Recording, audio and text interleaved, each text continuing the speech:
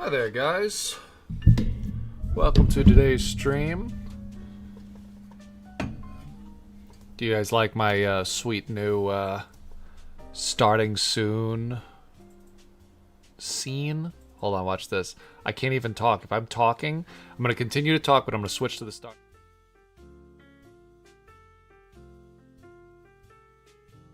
Then I switch to the live, and now you can hear me again. So I could say all kinds of things. You guys wouldn't even know what I'm saying if I switched to BRB. Things about you guys, and you wouldn't even know. You can't hear me.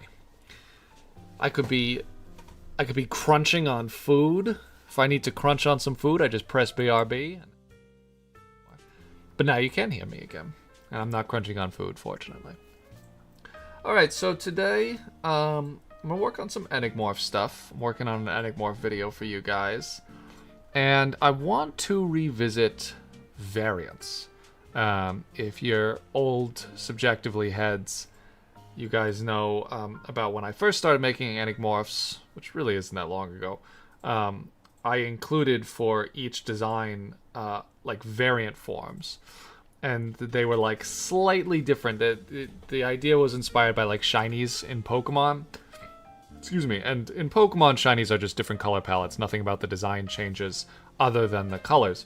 And there's only one shiny for each Pokemon. But I was thinking it would be kind of cool because I really like shiny hunting in Pokemon, and I think in when it comes to collectible monster kind of games, people in general like to have things other than just rare Pokemon, rare versions of Pokemon. I thought it would be fun to kind of build off of shiny hunting a little bit and make a couple of different variant forms for Enigmorphs. And so originally, as I was designing Enigmorphs, I came up with variant forms for each of them. And I also had this idea where like variant forms would be kind of mix and match, so to speak. So like my original idea was, say, for example, with Belbora, let's say each one of these forms, each one of these variants had different elements to it. So we had like the colors.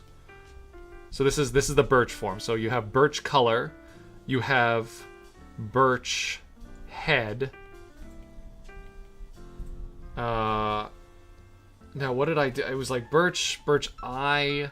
Yeah, the eyes are different, the horns are different, and like the little like these things are different each one. And so you could mix and match. So you could find a birch colored Belbora with Sakura horns. So like imagine this, everything's the same about this, but it's got these horns instead of these horns. Or you could find a Deadwood color scheme, but everything else about the birch is the same. And like the odds, the ratios of finding any of these vary. It gets progressively rarer. So like Deadwood have the rarest components, Sakura are more rare, and then this is the most common. So 9 times out of 10 when you encounter a Belbora, it'll look like this. And then like every 1 out of 100 would look like this. And every 1 out of 1,000 would look like this. And so on and so forth. Anyway, it's sort of a loose idea, but that's the initial concept of the variants. And then as I was making more and more Enigmorphs, I felt like I was kind of half-assing the variants. This is probably a good example of like a variant that like changed a lot in between each different form. Well, where'd it go? There it is. And like for the most part, it was still kind of just like color shifting. Like the silhouette didn't change very much, and even within the silhouette there weren't a lot of changes. And so I kind of stopped making variants, because what would end up happening is I would design the Enigmorph and I'd be happy with the Enigmorph, and then I'd get to the variant forms and they were just kind of like afterthoughts. And I decided that what I wanted to do was, anytime I designed a new Enigmorph, I wouldn't design variants to go along with it right away. I kind of wait a little while, sit with the design, see how I feel about the design, and then go back in later and design some variants for it. So what I'm going to do now is go back to some of the Enigmorphs that I have designed but haven't designed variants for and give them variants. But before I do that, what I want to do is sort of a Jack classic. Take one of my older designs, Belbora, which I still really like, and just revisit it a little bit and revisit its variants. And what I want to do is I want to make a different piece of artwork for each variant form. Instead of just like drawing over this drawing, I want to completely draw a completely new illustration, maybe give it new personality, a new pose, and I think that'll make the variants feel a little bit more special, more unique. And so that's what I'm going to work on, just to sort of loosen myself up a little bit. I want to redraw Belbora. Not really redesign it, just sort of redraw it. And I also want to update the Lex the Illuminatus page for Belbora. So yeah, I'm just going to start by redrawing Belbora. Again, not redesigning Belbora, just redrawing it.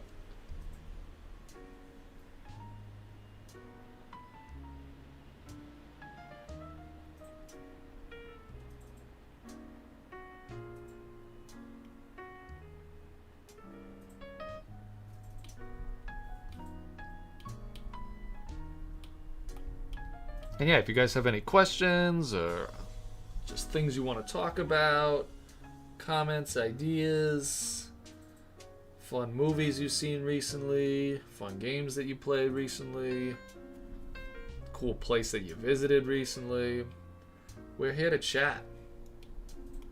We love chatting.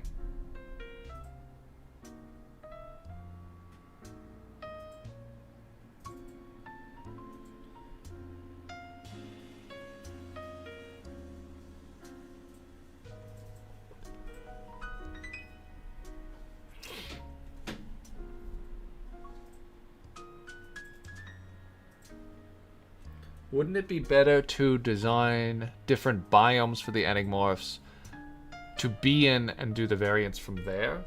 Well, the variants aren't like dependent on where you encounter them. Again, like I'm thinking of this as kind of like a shiny mechanic, where just like any Enigmorph, as long as you could find that Enigmorph in that location, you can find it in any one of these forms.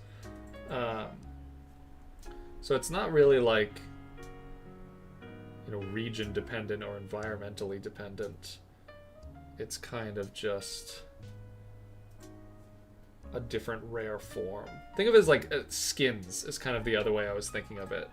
You know, obviously, if I was thinking about this as like a game, I wouldn't imagine you had to pay for any of these, but just that kind of level of like cosmetic. Really what I want to do though is just make each variant feel just a little more unique, like standalone as its own kind of thing.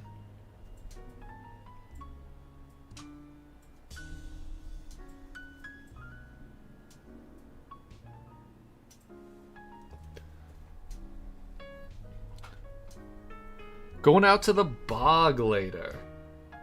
It's always fun. Any kind of activities planned for the bog, or are you just gonna look for frogs? Look for frogs in the bog. Get some cranberries. It's not really cranberry season though.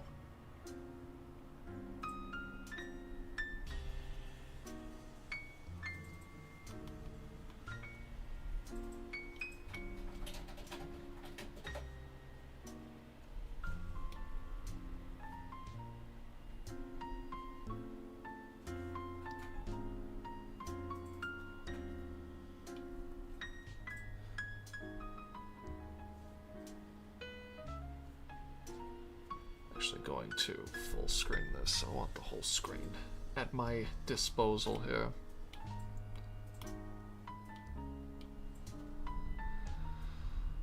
I'll just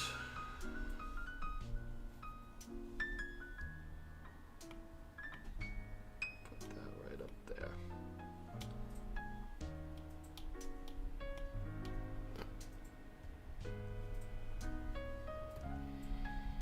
Oh yeah, good call. A lot of good birds to be found at the bog, especially herons. Love a good heron. Growing up in my grandma's house, they had a lot of herons, a lot of egrets and herons, great blue herons. They look so prehistoric.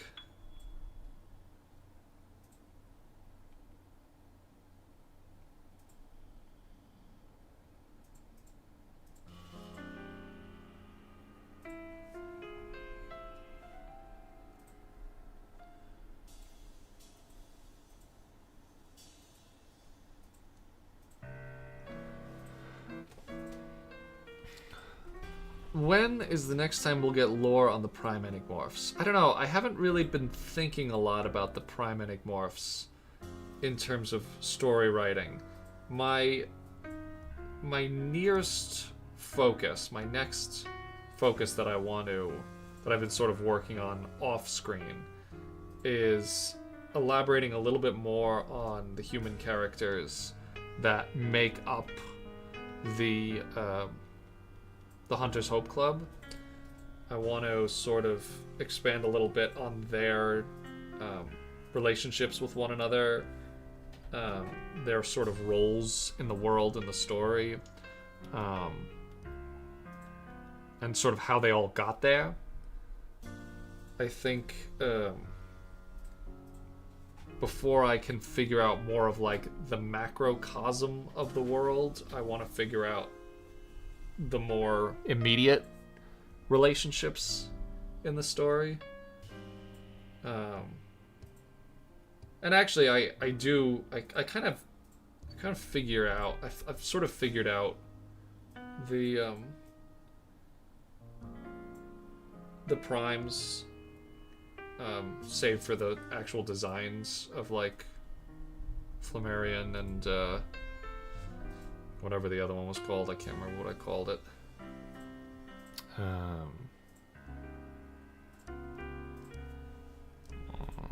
has a weird sounding name. They both have weird sounding names, but Flammarion is easier. Kamazats, that's what it was.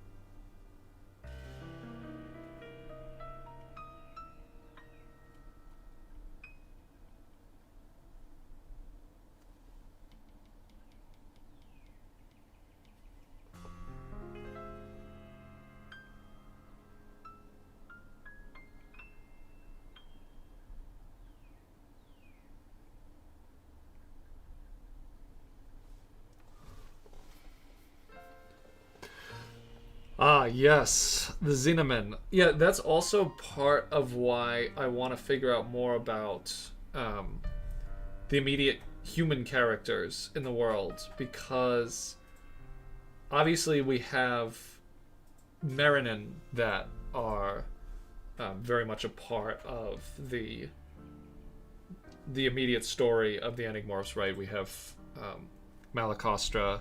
Lady Malakostra is a Marinen, and she's directly involved in the activities of the HHC.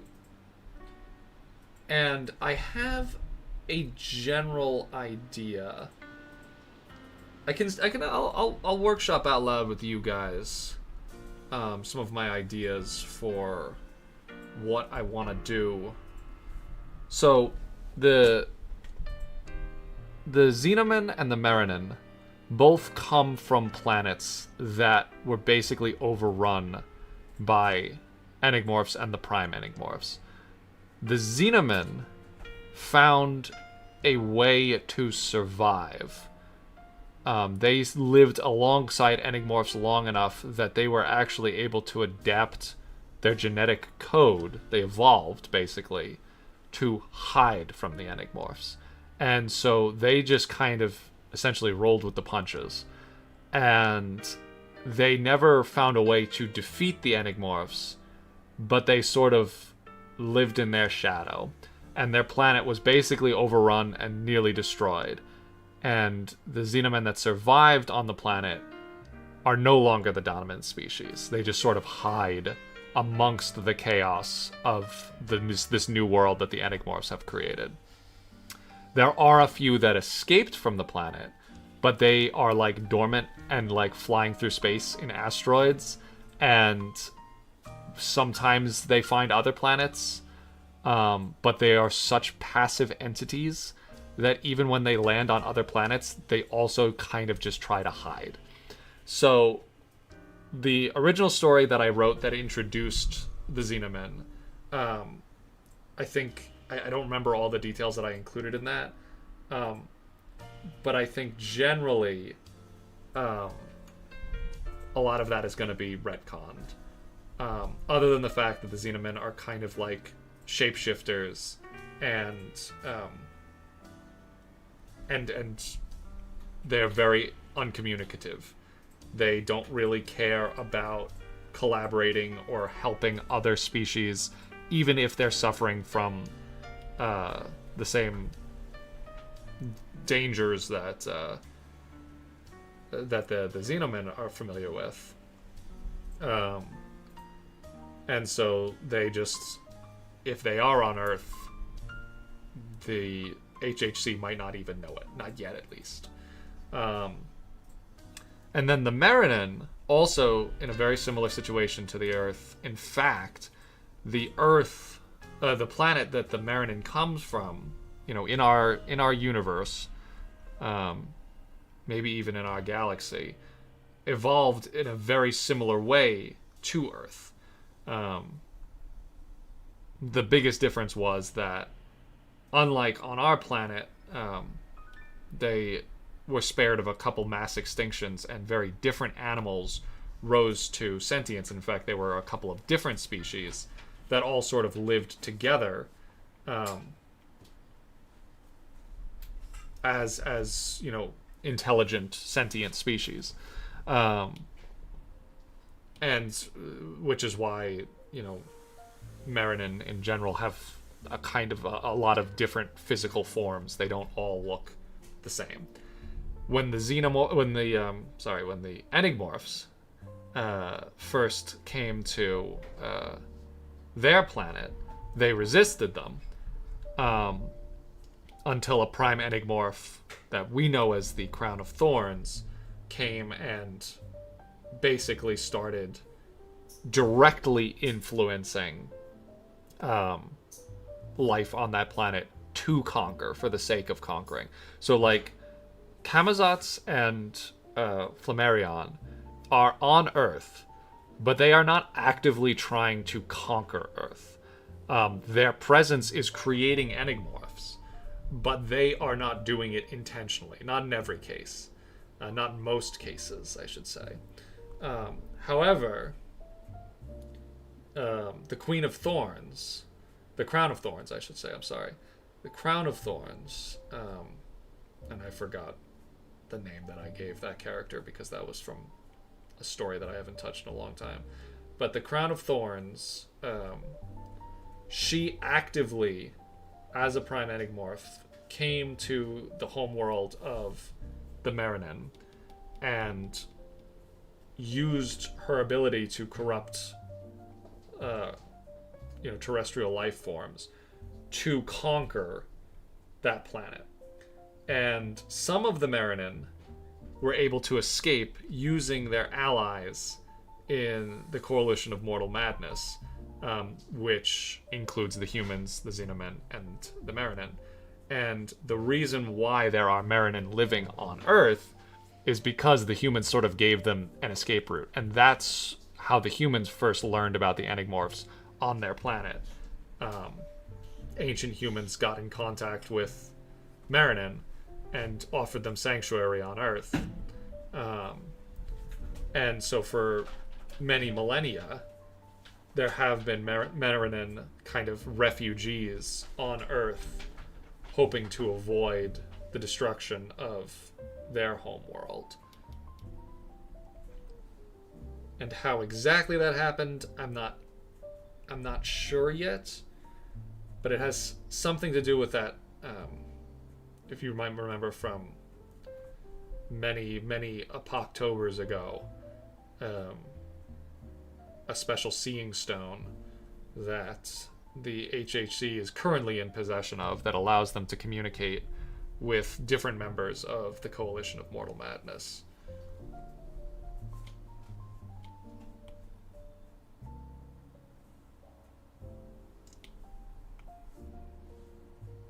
But basically, I want the Marinen and the Xenomen to sort of be examples of how not to deal with the Enigmorphs.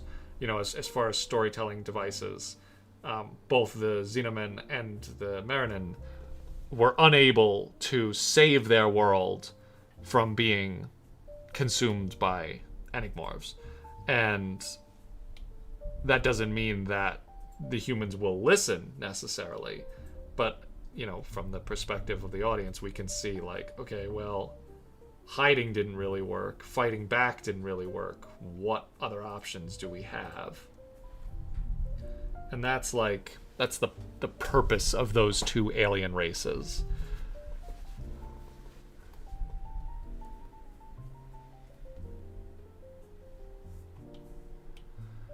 I haven't figured out gameplay mechanics. I'm not really thinking about that. I'm not a game designer. I'm just not. And I've had other people come up to me and be like, here are some game mechanic ideas. And I'm like, that's cool. But really, I'm more interested in the story and the characters and creating all of that stuff. I've found that when I design these characters around gameplay mechanics that I'm not even like sure of, I'm not happy with what I create.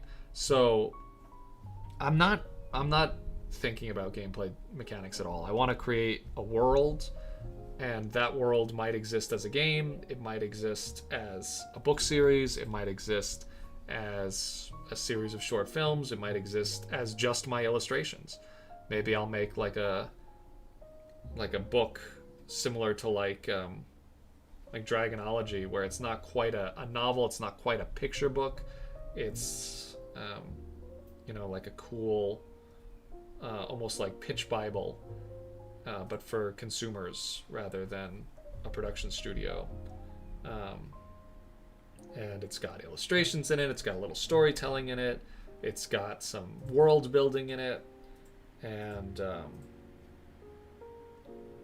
I'm not, because the thing is, it's not fun for me to design game mechanics. Like I love video games, and I have ideas for an Enigmorph game that I would like, but I think that my own efforts, Enigmorphs, it's a passion project for me, and I think my own efforts are better spent doing the things that I like: writing story, creating artwork, and marrying those two skills.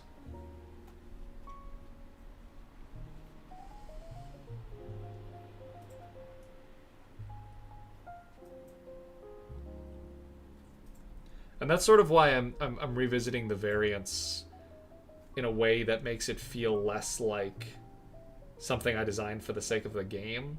Like, I want these variants, each one of them, to feel like different designs, like different characters, different different opportunities for people to enjoy a character, and not just like, here's a fun thing that you can do in the game. Although that's where the idea came from originally.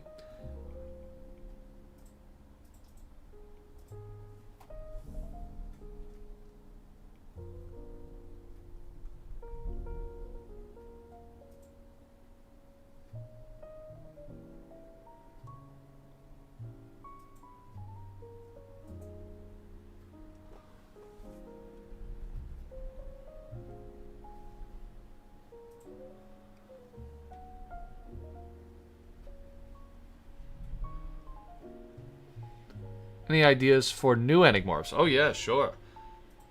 I'm always coming up with new ideas for Enigmorphs. I think... So this is going to be the next video, just designing some variants for existing Enigmorphs. But then I want to sort of... So the first couple of lectures that I did this year were all sort of focused around Enigmorphs that you could find in the Providence area, so where the HHC headquarters are located. So generally, fairly common Enigmorphs that people encounter, you know, even if they don't realize it, in day-to-day life. And now I think I want to explore some like different areas. So I think the next thing I want to do is like an exploration into oceanic Enigmorphs. So just like explore Enigmorphs that you would only find if you went out to sea. Maybe use some of my ideas that I like from different mermaids. Sort of redesign those into Enigmorphs.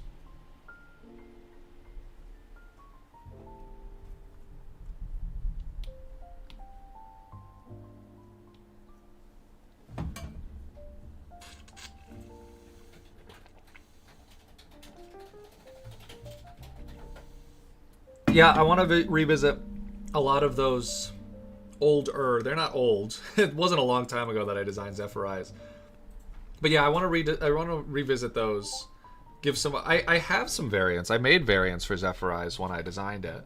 In fact, I was just looking at those. And again, like, I don't hate them, but I want to revisit them and make each one feel a little bit more unique. Like, I like the general motif of, like, bronze, silver, gold. But I think I would, I don't know, just spend a little bit more time with them. That's what I was talking about at the beginning of the stream, where it's just like, some of these designs are fine, but I kind of rushed them. Not the Enigmorph itself. I still like Zephyr Eyes. But, like, the variants are a little rushed.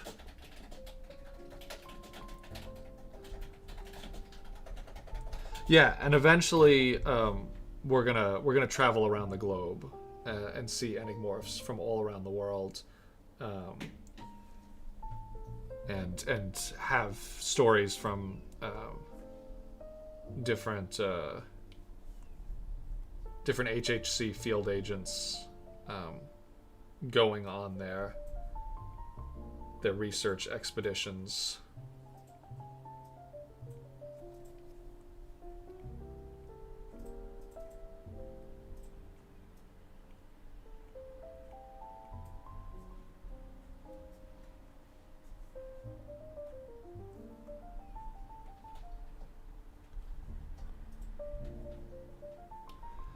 Catch rate?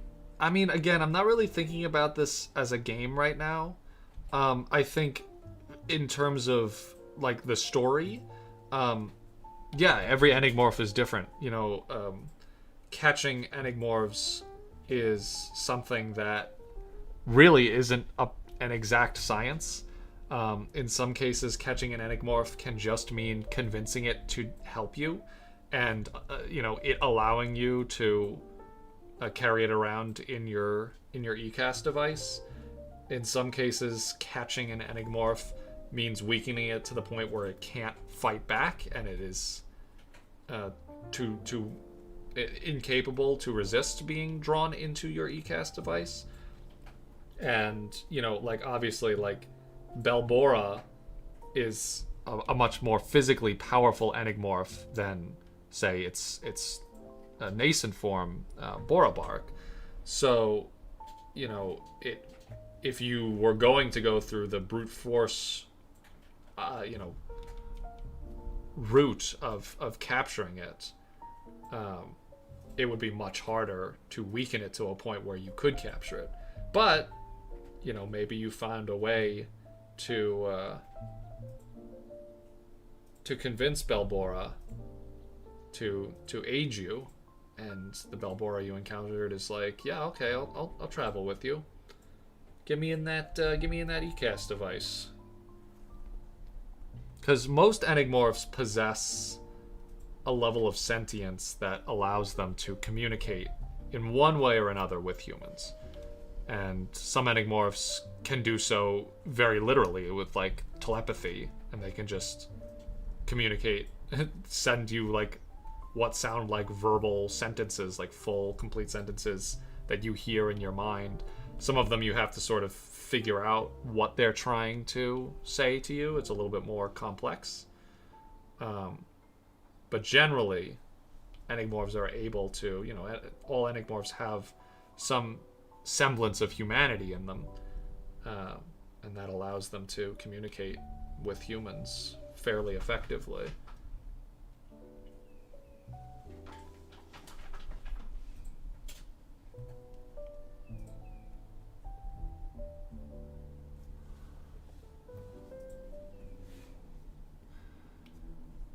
Yes, I do want to do a challenge for people to design their own Enigmorphs. I think that would be really fun. I really enjoyed the Bigfoot contest or call for art. It wasn't entirely a contest by the end of it. But I really enjoyed that. I loved seeing all of your different ideas. I loved being able to show them off in that video. I've been showing it to like all my friends and stuff too. I'm like, look at all these cool Bigfoot designs that subjectively fans created. And I want to do more stuff like that. I want to do like more like fan-wide collaborative events. And one of the things I'm thinking of that I think would be kind of fun is, well, Enigmorphs is one of them. But before that, I want to do a like a backrooms thing. Have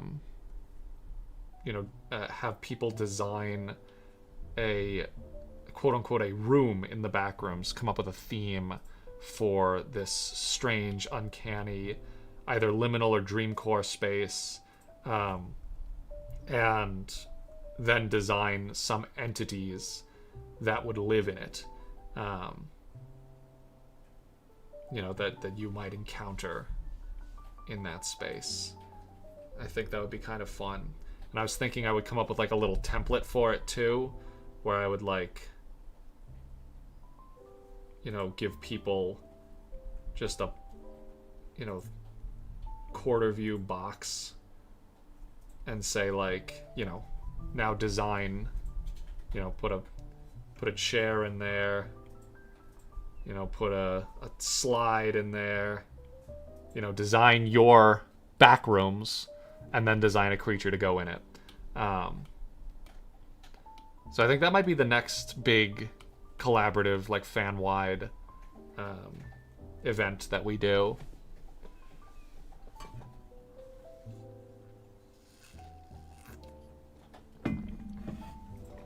I'm very curious about the Backrooms movie. I definitely want to go see it. I'm not like hyped for it. It just doesn't seem like something that would benefit from having a movie made about it. But that's just sort of the trend with any kind of medium today, where it's like it's really easy to sell tickets to a movie for something that people are already familiar with. And if it has like a big cult internet following, so much the better. There was also an Exit 8 movie that just came out. And of course, like along the lines of like horror games being turned into movies, like there was the Five Nights at Freddy's movie. They're making a new Resident Evil movie. So there's definitely a trend right now in taking horror games. Although I wouldn't consider The Backrooms as a concept to be a horror game. There are a lot of horror games created around the Backrooms, the concept of the Backrooms, the original concept of the Backrooms, but and that's sort of what I like about it, is it's always felt like this big collaborative project that so many different people have contributed to over the years. And I feel like making a movie about just one aspect of it is not going to be able to really capture what so many people like about it. But I am curious, because I find Dreamcore space and liminal space very interesting. And I hope at the very least there's some cool cinematography in it. Some really cool shots and sets. I'm assuming that, it's going to be a lot of practical effects. It's not... the Backrooms is probably one of the easiest sets that you could make, for a film.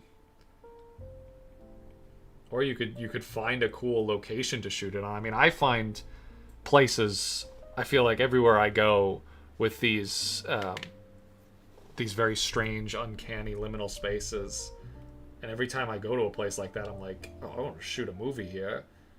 So I hope that some of the shots are, they find a cool on-location place to shoot in, but probably not. It's sets most likely, hopefully not all CGI. I also hope there's not like a monster in the movie. Like, I know I was just talking about how I want to design entities for the Backrooms, but I actually think that the Backrooms as a concept works a lot better when it is empty. And I think putting a monster in the Backrooms in any context actually depreciates my enjoyment of the genre. I think it's fun because there is something very unsettling about that kind of imagery. So, when people want to make something out of it, like a game or a movie, they kind of pick like the easiest way to get people's adrenaline spiking, which is just to have a monster chasing you. But I think what makes so many of these Dreamcore and liminal spaces interesting to people is the fact that there isn't anything in them. It's just sort of these incomplete, unfinished, uncanny worlds that might feel scary, but they're not scary because there's something chasing you, trying to kill you. They're scary because you don't know what the hell's going on. You don't know if you're really experiencing it, if you're dreaming, if it's a memory, if you're in danger, if you're safe. So I don't know. I'm very skeptical about this movie, but I do want to see it. That's the short answer.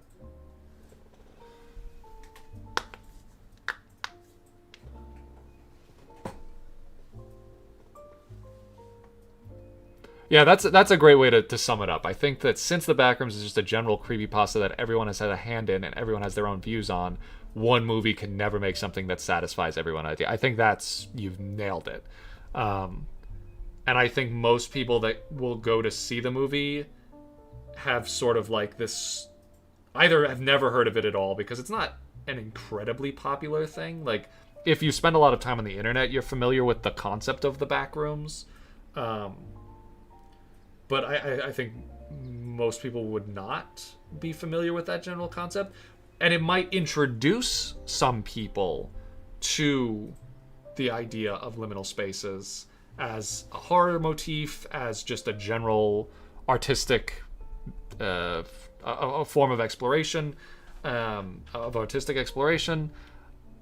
So like, and that would be kind of cool, because then the more people who know about this, you know, the more people can contribute to the general mythos of the backrooms.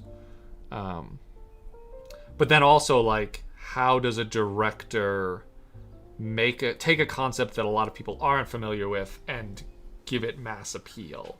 Because, right, that's always the goal. That's the other thing. It's like, when you're making like an indie game on Steam, obviously you want it to blow up, but a lot of game designers are able to take liberties with their games that, you know, big Hollywood movies aren't, because big Hollywood movies need to make their budget back, and they need to be able to sell toys, or sell, you know, Disney cruises, or sell cars. Whereas with, you know, and indie movies, this is also true. And it's like, it's A24, so like, I don't know, maybe they don't care that much about, you know, investor money or a return on investment. I doubt it, though. I doubt it.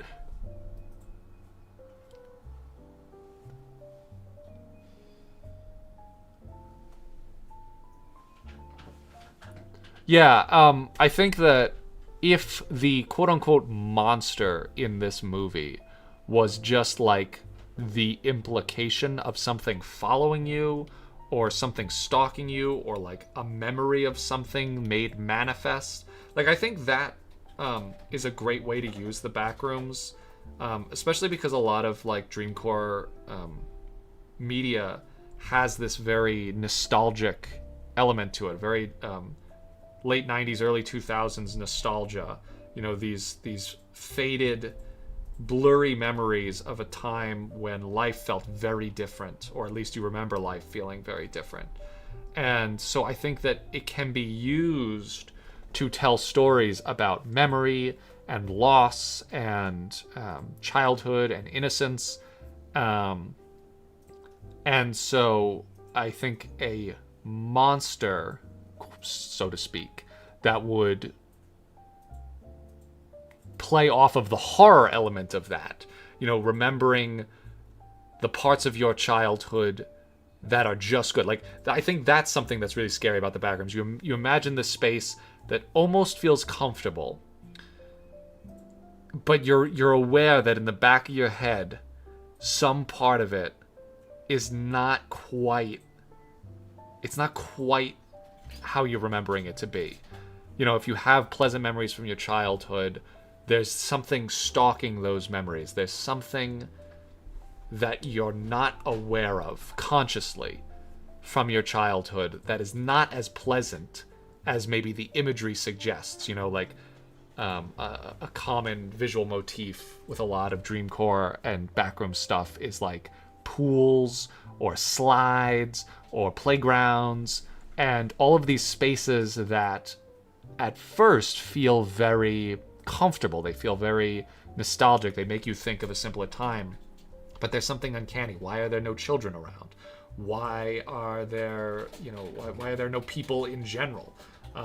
You know, why does everything seem abandoned? Why is that? And what about your memories leave those pieces of the puzzle missing? And that's the horror of it. It's like, okay, what am I not remembering from my childhood? What parts of my childhood am I suppressing? And are those still here in these memories with me? You know, I'm trying to escape to this fun, you know, weird playground, but have I really escaped it? Have I escaped my adult life? Have I escaped the trauma that I experienced as a child? You know, and so on and so forth. I think that's where the horror really comes from. And, you know, if the horror is just like scary, you know, siren head that chases you through the hallways, like, yeah, that'll get your adrenaline pumping, but it's not really like, it's not really like the scary that keeps you up at night. Unless you're very young.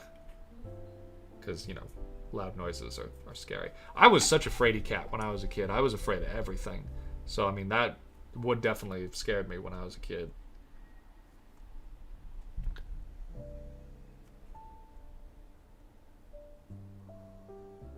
Yeah, monster from under your bed, so on and so forth.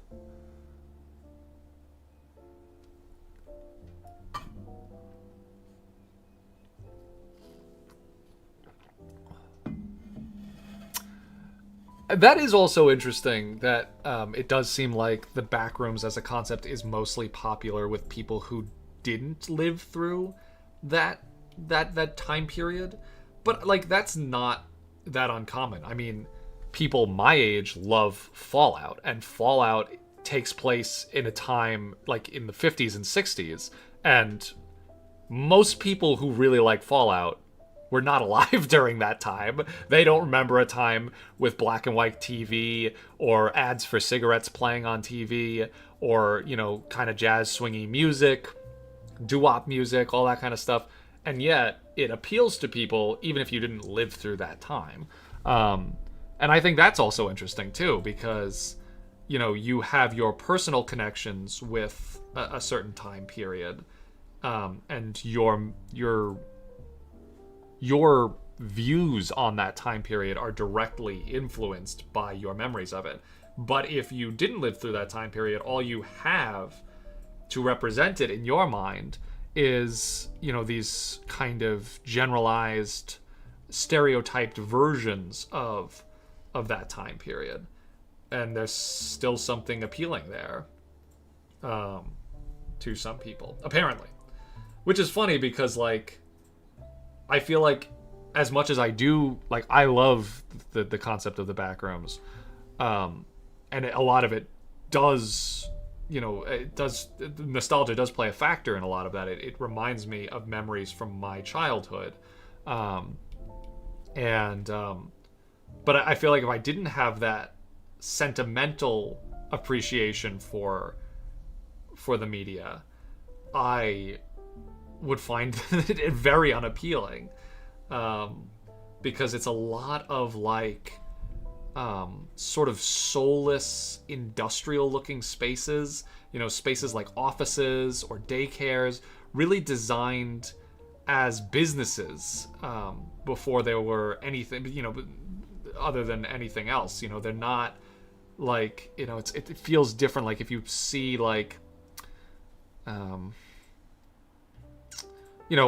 like Gothic architecture versus like, you could argue that an old Gothic church has a very liminal feel, but that's not really as popular as like this massive, sprawling, empty office, because a Gothic architecture was designed, on the back of faith. It was designed for worship. It was designed out of reverence, and these massive spaces feel imposing, but that's by design, right? Like a Gothic church, you walk into it and there's massive ceilings and cloisters and hallways and windows, and it feels imposing. It feels frightening. It feels, makes you feel small. But that was the intention of the architects that designed it. They wanted to make you feel small. They wanted to make you feel subservient and reverent.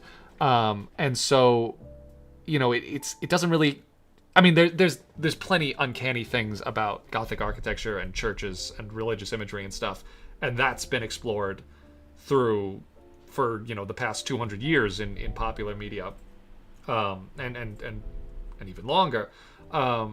But when it comes to a massive space that's like a parking garage, it's as big, if not bigger, than most Gothic cathedrals, and it goes on for what seems like ever. Infinite hallways and just the same, concrete pillars and parking spots over and over and over again. But it wasn't designed as a place of worship. It wasn't designed to, make people feel, a sense of awe and majesty. It was just designed to support business. It was just designed to make money. It was a place for people to park their cars so they could go to the mall or the office park or whatever. is entirely an industrial decision. And I think because of that, it feels even more uncanny, because it's just like, why are we committing, why are humans using their talents and their skills to create these massive spaces that often become abandoned or just unused, and just these empty shells of human, that there's evidence of humans there, but the names of the people who build it are forgotten, and no one really cares enough to find out, because there was nothing special about it. It was just a parking garage. And yeah, and honestly, you say a place of worship for the almighty car god, but it's sort of like, it kind of throws into relief, the changes in culture that humans have experienced over the years. Whatever your opinions are on massive organized religion, that was something that created relics that are still appreciated to this day, no matter what your faith is. Hindu temples that have been around for thousands of years, temples in Japan that have been around for hundreds of years, and in Europe, these massive stone cathedrals. And that was what people built their lives around these temples and monuments. And now we still do it, but it's less so about faith and more so about money. And, that's like a whole separate discussion, but like, our modern monuments are built for business. And that, I think, is something else that can be explored, that I think about a lot when I think about the back rooms. These massive man-made spaces that show reverence to industry and productivity. I think a good example of that actually is Portal. Portal 1 and Portal 2 have these massive catacombs of laboratories and manufacturing facilities, and just a giant, it feels endless, and it's like there are no windows, and it's kind of falling apart, more so in 2 than in 1. But I think that's very... Sorry, I'm just closing my window. Oh. I think that's very telling about our culture and society, and what we find reverence in, what we're willing to spend money to create.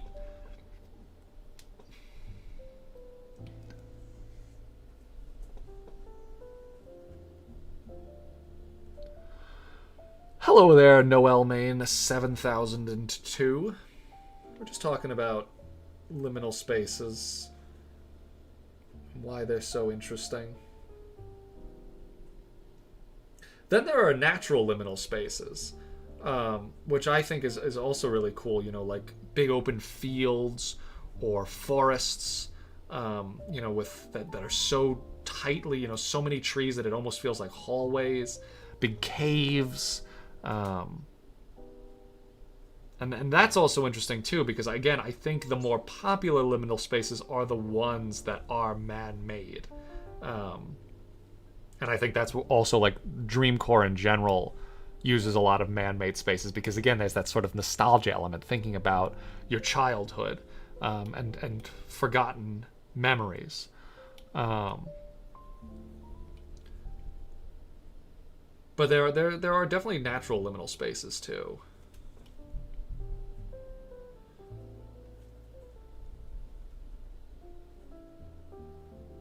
Yes. Yeah, I think Portal 2 and Portal 1, but especially Portal 2, has so many liminal spaces. And yeah, I think that the end scene of Portal 2, where you're kicked out of the lab and you're just in that giant field of reeds, I think is a great example of a natural liminal space.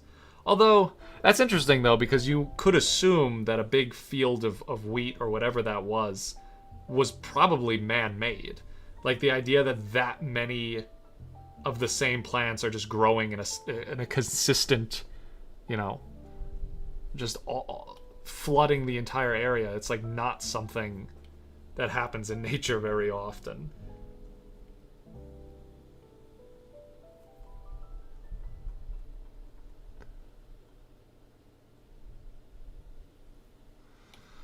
I'm thinking about Gothic cathedrals specifically because my mom is in Paris right now, and she keeps sending me beautiful photos of, all the awesome Gothic cathedrals. That I mean, she's staying at an Airbnb, and like, actually no, I think she's in a hotel. But the hotel, her window, it just like looks straight into like this big Gothic cathedral.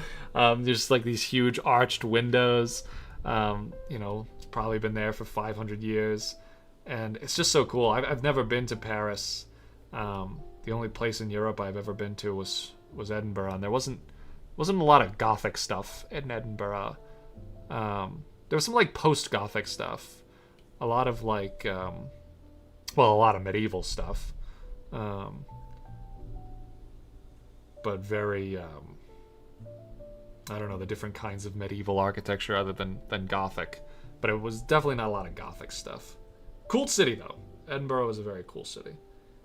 Edinburgh was, like, one of my favorite kinds of city. That is a city that has a lot of respect for its history, but also isn't just a historic town. It's got a lot of cool new stuff, too.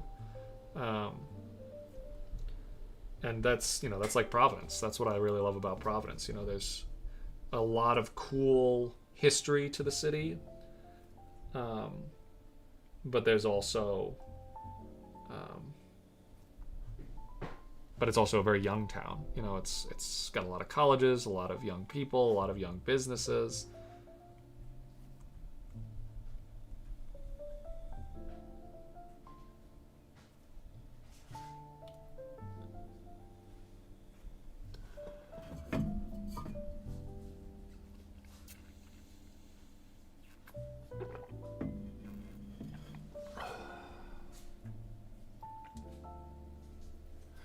Yeah, underwater, liminal spaces.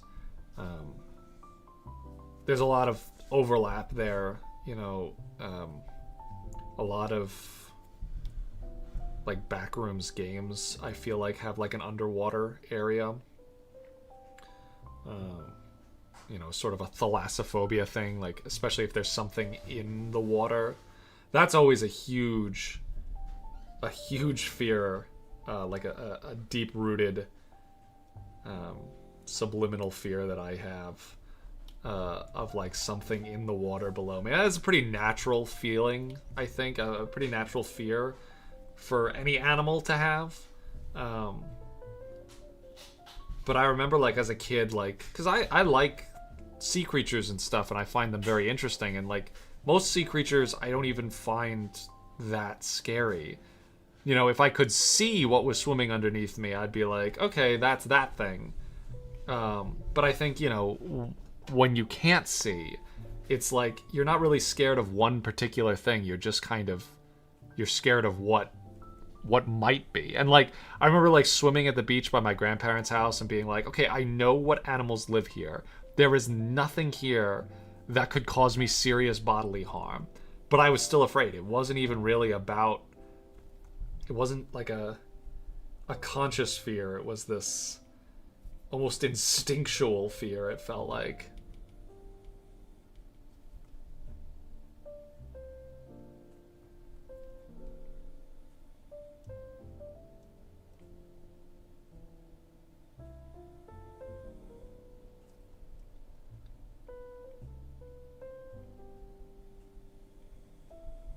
I think that's the other thing that makes the backrooms feel like horror to a lot of people. I think that naturally we are animals that don't feel safe in an open space. I think that, I mean, I could be wrong. If we have any anthropologists in chat, chime in. But I feel like just based on how humans all around the world live, we like to feel enclosed.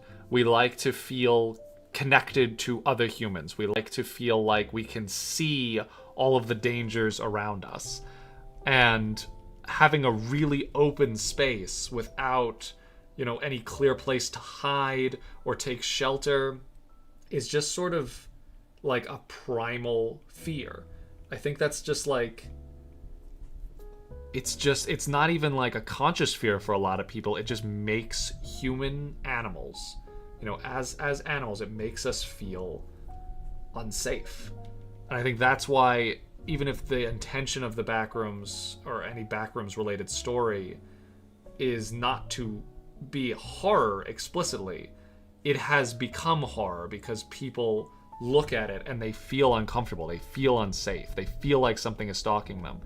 And that's why I feel like having a monster is almost it's like redundant. Like, we don't really need something that's actually chasing us, because not knowing if there's any threat at all is actually maybe more scary.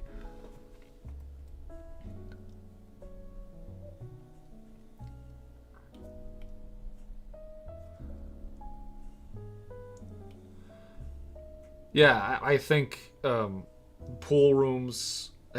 This is also really funny, guys, because I was literally last night playing a game called Escape the Backrooms with my friends. It's a terrible game, but I love being immersed in these creepy liminal dreamscapes so much that I play these shitty ass games just because I like, for me, a game doesn't even have to be like, there's a game that's just called Pools, and it's not really a game, it's just walking through these liminal spaces, but I love it. I really like just being able to experience them as a liminal space. I like just walking through like a hotel at night. Like, that's just interesting to me. And so anyway, I was playing this game last night, and we were in a pool rooms level.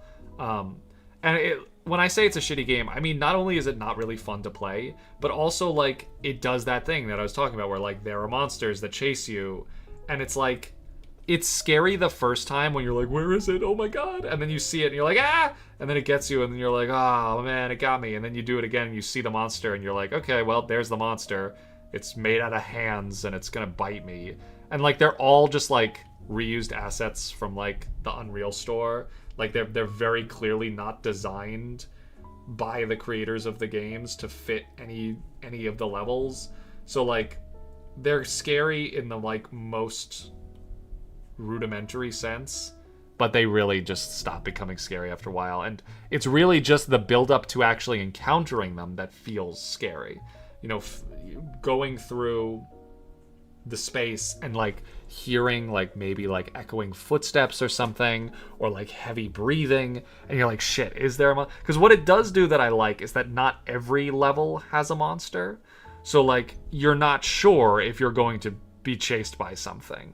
And so like, that part of it I do think does help the sense of fear, elevate the sense of fear, because you just don't know. You're like, the fear of the unknown is what is scary. Yeah. What are those called? The Gmod.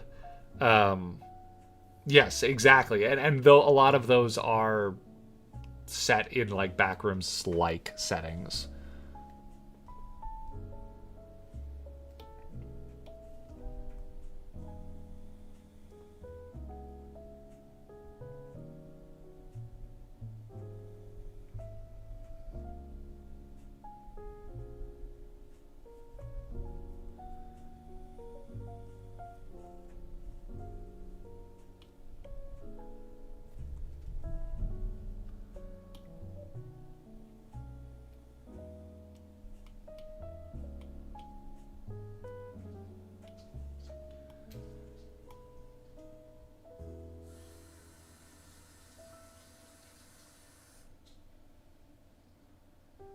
Oh, yeah. Lethal Company, actually, that's one of my favorite games, honestly. I love Lethal Company. And that game's so interesting because it was designed by one guy. And that one guy, wasn't necessarily an illustrator or like a character designer per se, but the entities in that game really do have this weird sense of cohesion in that none of them really make sense. And it makes the world so much more interesting because you encounter them and you're like, what the hell? Why is this here? Is this an alien species? Is this something man-made? and there are so few answers that it actually makes it way more intriguing.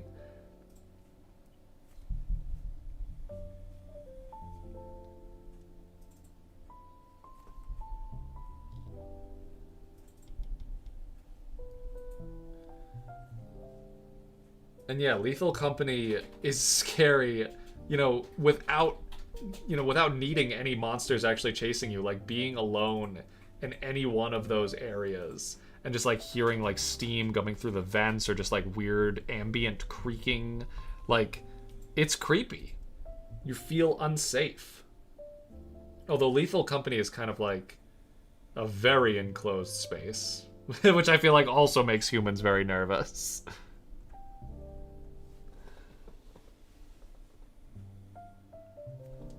Oh no, the thumpers are terrifying. The sounds they make are so, like, I know you can kill thumpers and it's like not actually that hard, but I never, like, if I hear one coming, I'm like, nope, I'm the nearest exit. Get me out of here. Like, I can't hang. Like, they're so much more scary than the Brackern. Or Bracken. Bracken? Brackern is League of Legends.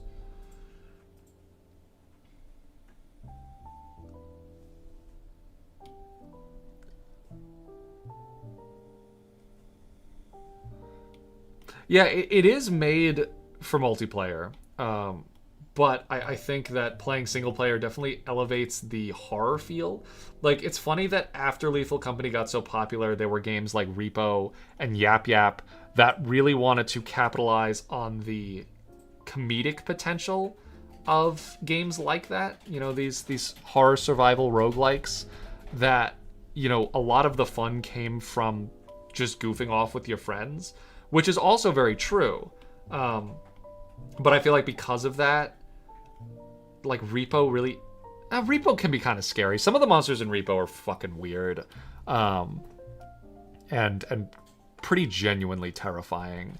Especially the newer ones that they added somewhat recently. Yap Yap, I also really love Yap Yap. Great visual design in Yap Yap. I think Yap Yap didn't have enough going on in terms of challenge to keep... I enjoyed it, but my friends lost interest in it pretty quickly, which is fair. I just kind of wish there were more wands in Yap Yap. Honestly, I feel like that would be an easy way to break. Like, they just added more wands and more spells. Like, I'd be back in it.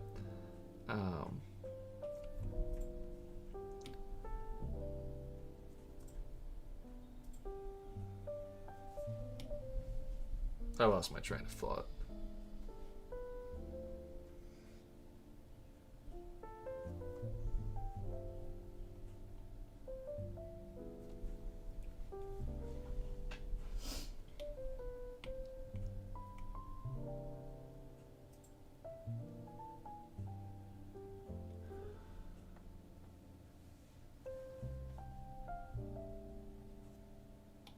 Yeah, Repo is definitely designed to be a goof-off game. I do think Repo has a good difficulty level. Like, I think my friends and I, our record was like 7 nights, 7 full, quotas. And then it started getting really hard.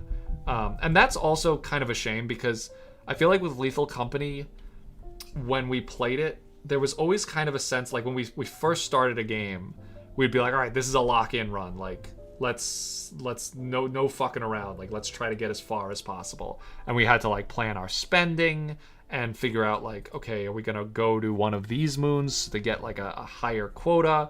But with Repo, even if you like you never really feel like you're starting a game of Repo and you're like, all right, let's lock in. Like, I feel like most times when we started a game of Repo, we were like immediately goofing off. And then suddenly we'd make it to a night where the challenge level got really hard and like everyone would be dead except for one player. And then he would be like desperately trying to like carry us to the next night. But it was just, we had... Because the other thing with Repo is like you can just lock yourself out of loot. Like, you could just break all the loot to the point where you just don't have a quota anymore. That's a problem with Repo, that the fail state is so ambiguous. Like, you aren't sure if you've already Yeah, like with Lethal Company, like if the night runs out, that's it, GG. But with Repo, it's like, okay, is there still loot somewhere around here? Like, am I going to make it, or do I just have to kill myself because there's no possible way. It's literally impossible for me to reach the quota.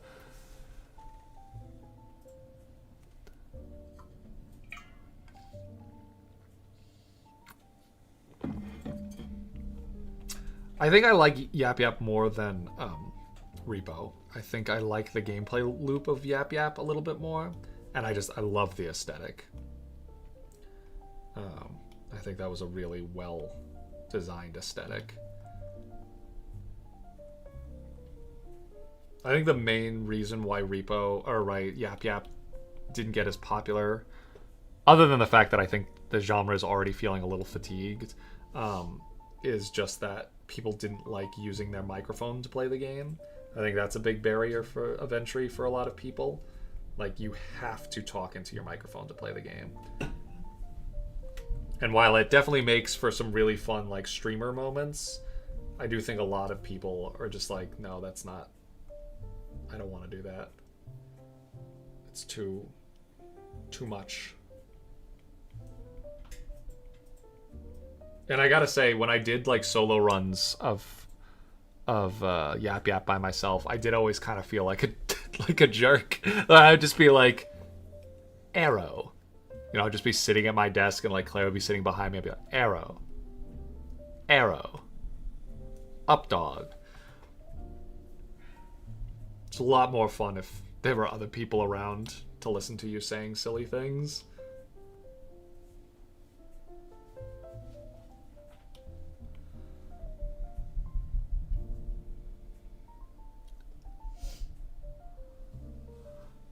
I like Peak. Yeah, Peak really doesn't have... actually, the newest update, or unless there's a new one that I'm not familiar with, but the one that added, like, the zombies, there's a little bit of horror there. Also, was like the scout leader, the scout master. There's definitely some horror there, but for the most part, yeah, definitely no horror. A lot of challenge, though. I think that Peak requires you to master multiple skills, whereas like Repo and Lethal Company, they're like, it's like risk assessment is like the number one skill. Some platforming is crucial, and like minor combat skills. Whereas like with with Peak, you need to be able to move quickly and efficiently, balance weight, balance hunger, navigate. You have to be able to chart a course. Navigation as a skill is definitely important in Repo and Lethal Company. But both of those games, you have maps. Lethal Company is dependent on someone else to tell you, to convey the information on the map. But you do have a map. No maps in Peak.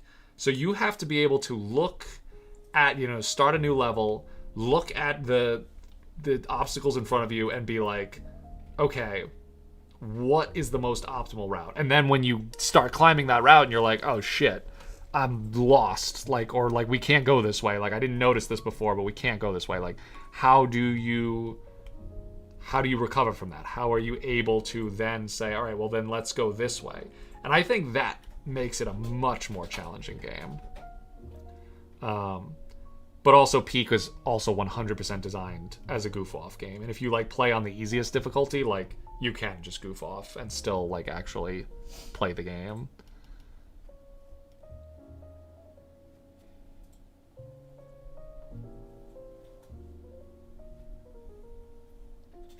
Yeah, the first time I encountered the Scoutmaster,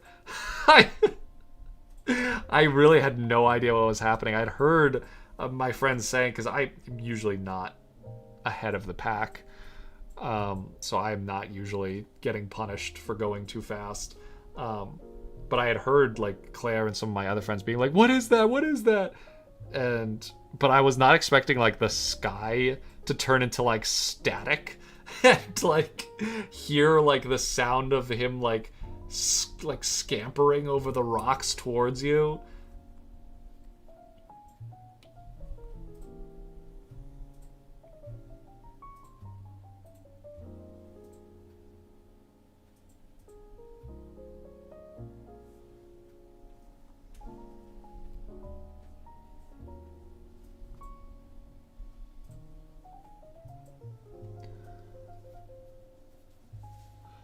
Really? Peak inspired you to go rock climbing? That's crazy.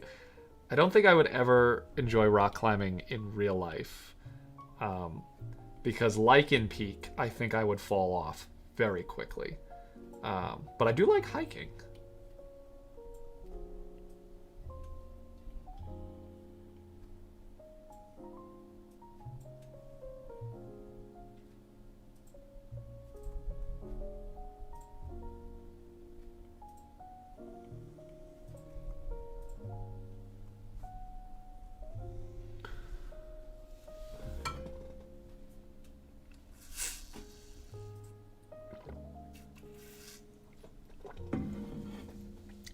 There is a villainous man in Peak. If you are separated, if you're playing multiplayer and you get separated from the rest of your group, I think it prioritizes who's ever highest up the mountain. It only happens if you're leaving your fellow campers behind. So if you get left behind, you do. Yeah, you'll never die if you're behind, but if someone is ahead of you, then they're punished. Okay, so that's what it is. It punishes you for leaving your friends behind. If you are too far ahead of the group, it will you will get chased down by someone called a Scoutmaster, and yeah, he's quite terrifying. He's like a skeletal, like Boy Scout troop leader, and the sky turns into TV static, and your vision starts to get like narrows. And if he catches you, he will throw you off the cliff. So you can survive an encounter with him, and it feels like it's designed to make you be like, go back and help your friends. So even in its own way, it is a little comedic, but it is definitely terrifying.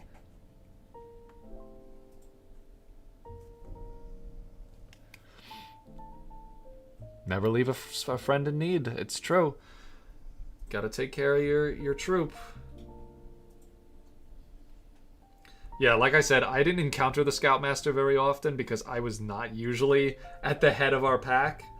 But I would sometimes see my friends flying over my head because they're being thrown off of the mountain by the Scoutmaster. The Scoutmaster on the mountain.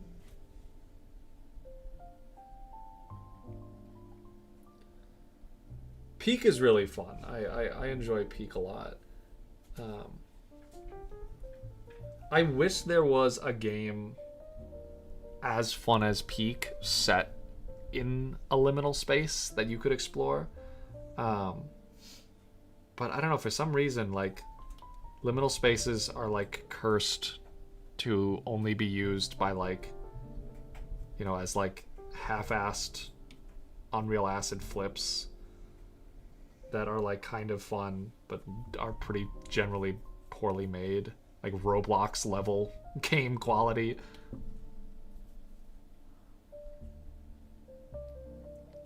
Oh, that sounds really cute. A little Weeble Wobble toy.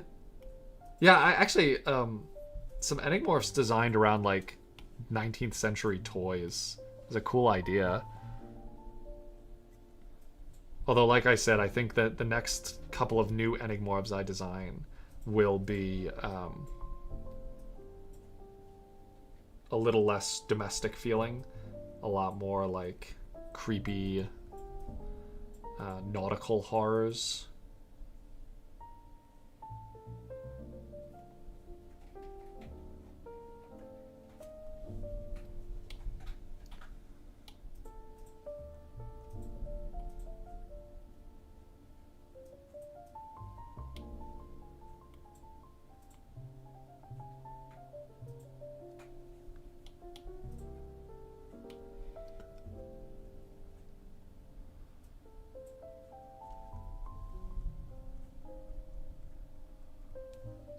So this is more, I feel like, because Enigmorphs are all by design corrupted from real things.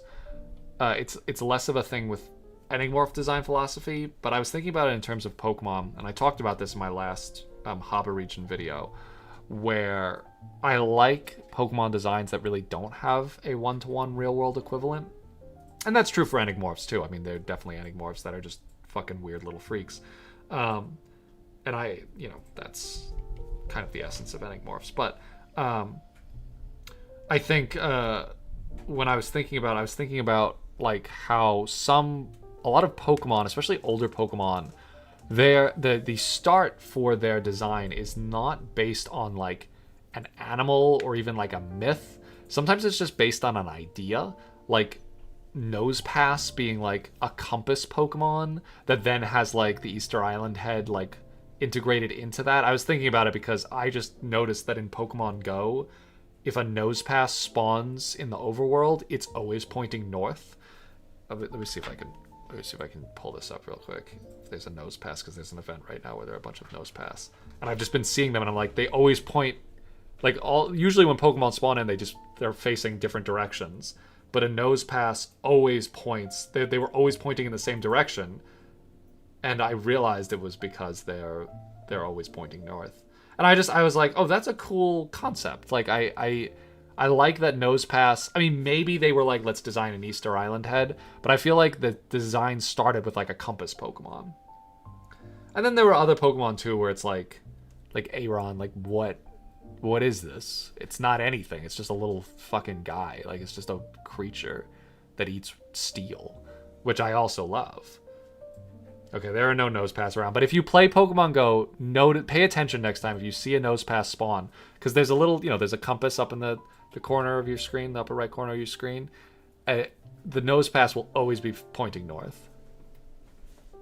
But anyway, I was thinking about how like designs that start with a concept into like a Pokemon or an Enigmorph, I think have potential to be really, really cool.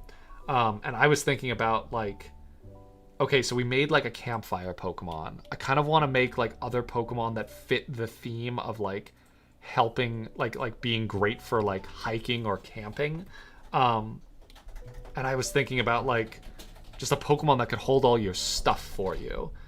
And immediately I started thinking about like the silhouette of like a big like camping backpack. And I started thinking about a Pokemon that had hair that looked like hair, and it's like it looked like it had this like big, like almost like bubble braid, but like you could stick stuff in it. You could put your like your rolled up tent and your sleeping bag and your like cooking pots and stuff like in its hair, and it's like it was almost like the consistency of like steel wool, so it like really holds on to all your stuff, and it's strong enough that it doesn't even notice that you're keeping all of your stuff in its hair. And I just like, I don't really know what it would look like, but like that is the concept of like a Pokemon that could hold all your stuff for you. And then I'd find like imagery of like tentacles, something that looks very strong, like a camel, or like just start with a concept and then find visuals instead of finding a visual and then trying to design a concept around it. Like it's just a different way to design a Pokemon, and I want to try that next time I design a Fakemon.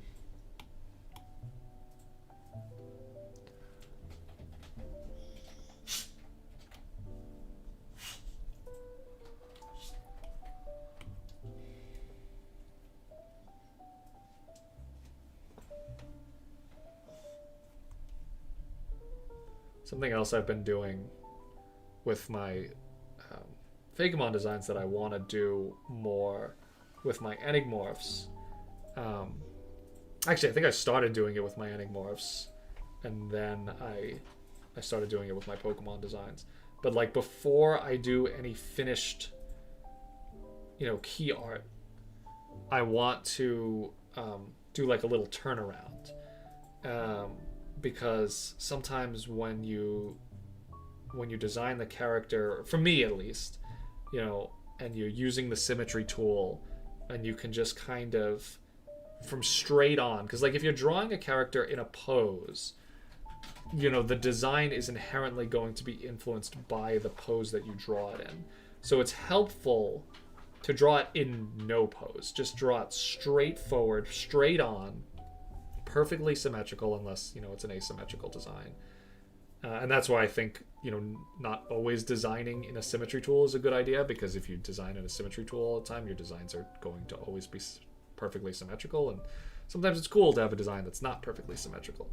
But anyway, if it is a symmetrical design, you know, drawing it in the symmetry tool just to figure out all of the details without thinking about pose or anatomy in that regard. And then once that's all done, then you can go in and say like, oh, you know, this turnaround has this information here and this information here. Like, I want to include that in my key art so it's obvious when people look at it.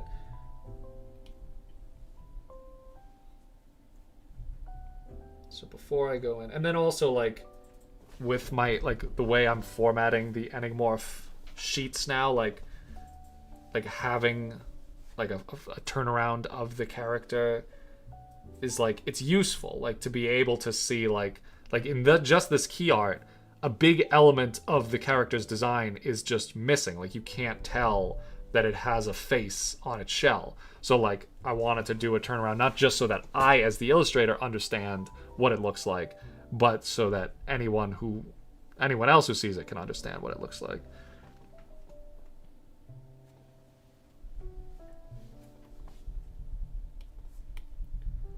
It's just, generally it's good to draw your characters a couple of times before committing to a design.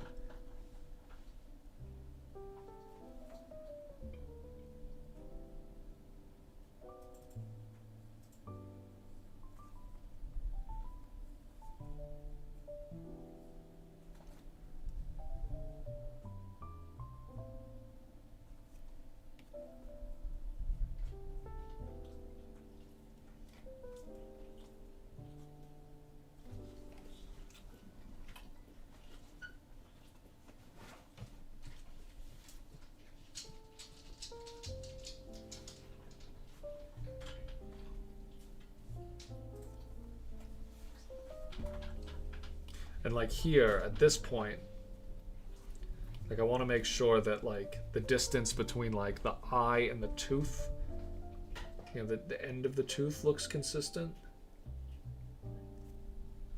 And like, how many teeth does it have? 1, 2, 3, 4, 5, and then 6, so. Oh, I hear my dog throwing up. It's because she's not eating.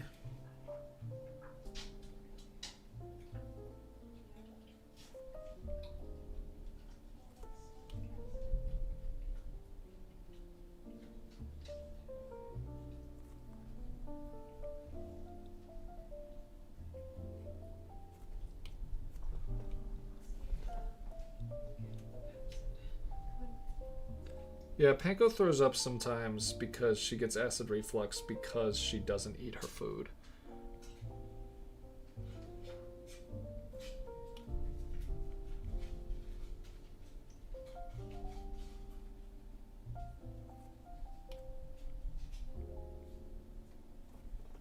She's been pretty good about eating her food recently, but I don't know, this morning she didn't eat anything.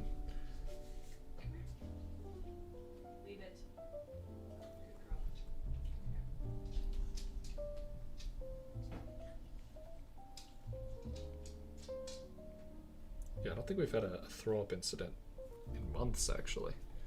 So we were overdue.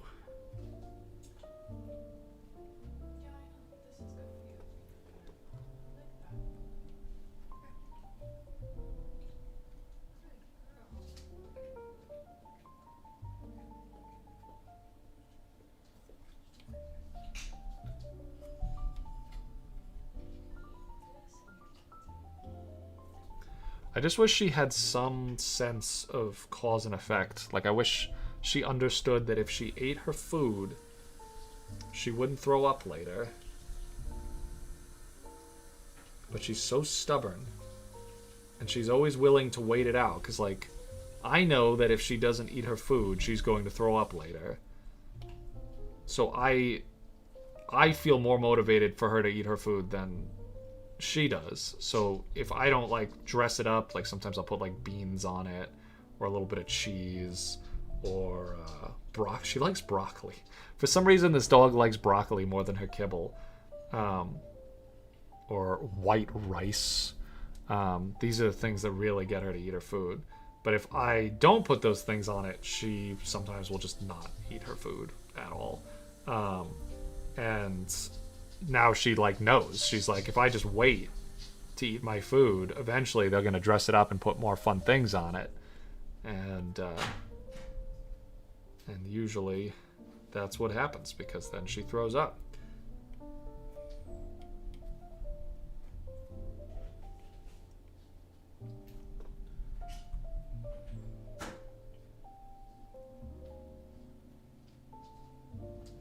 And if I was rich, I'd get her like the farmer's dog, you know, the really fancy, like high grade food that you have to refrigerate.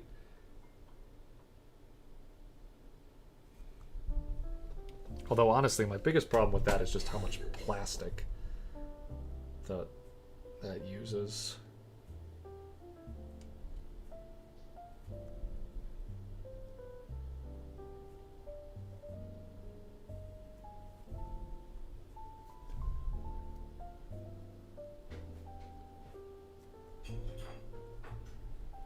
Yeah, she loves white rice. It's so fun. I was just talking about it because my friend was like shocked to hear that. You know, if Claire's like cooking white rice for dinner, Panka will just sit and whine and beg for it. And she will like eat it hot, like right out of the pot. She will eat it. So we have to like wait. We're like, no, Panka, you can't have any yet. But yeah, if we have some cooked rice laying around and she's not eating her food, like we just put a couple of grains of white rice on her food, she goes crazy for it. And she loves broccoli too. Broccoli usually isn't enough to get her to eat her food, but she will always eat some broccoli. Broccoli stems, oh, she loves broccoli stems.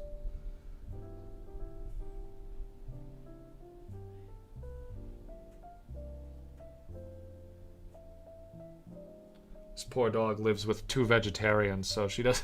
A lot of dogs, the dinner scraps include like, you know, turkey and chicken and fish.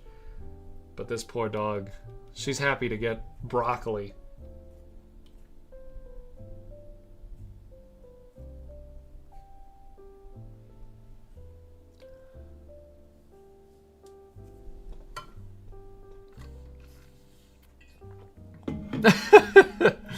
That's like when my sister was younger. She wouldn't eat her food until my mom pretended to eat her food, and then she'd go, "No, mommy, that's my food."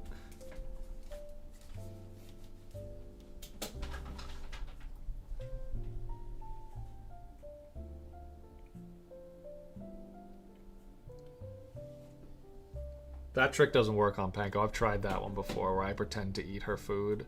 Like, I pick up the bowl and I like act like I'm eating the kibble out of it, and she gets interested. She's like, "Oh, what are you eating there?" And then I'm like, "Oh yeah, you want some of this, Panko?" And then I pretend I eat it a little bit more. I make like crunching sounds and stuff, and then I put it down and she sniffs it. She's like, "Oh, this is the same stuff. You can have it."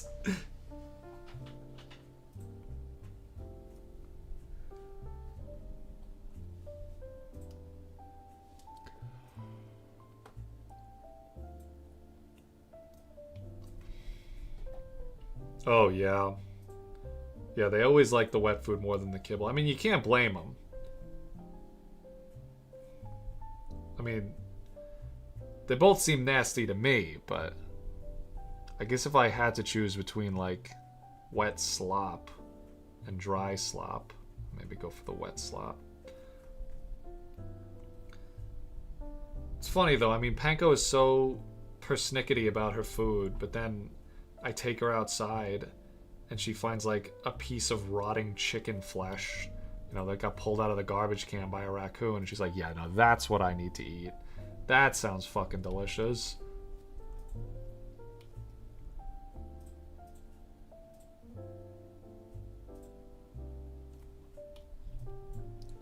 We have a neighbor who I think feeds the birds, but they just like kind of rip up, like it's not like little bread crumbs. It's just like pieces of bread that they just like kind of tear off chunks of and like throw off their balcony.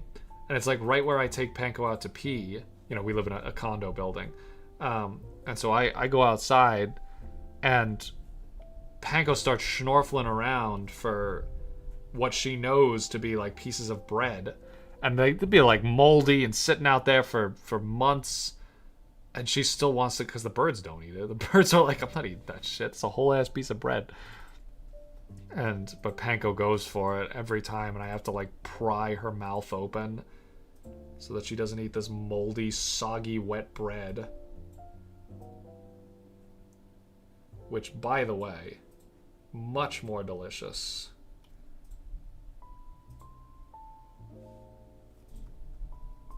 than any food I could offer her.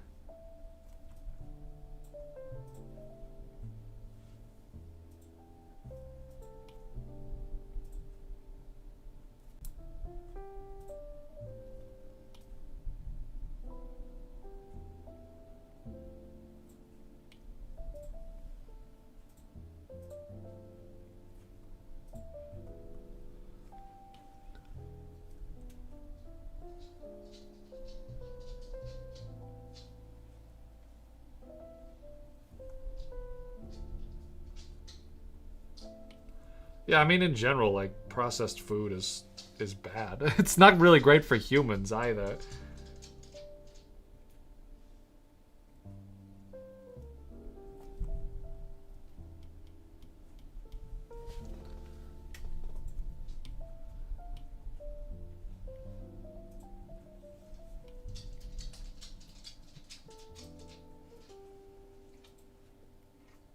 Hi, Panko, did you eat?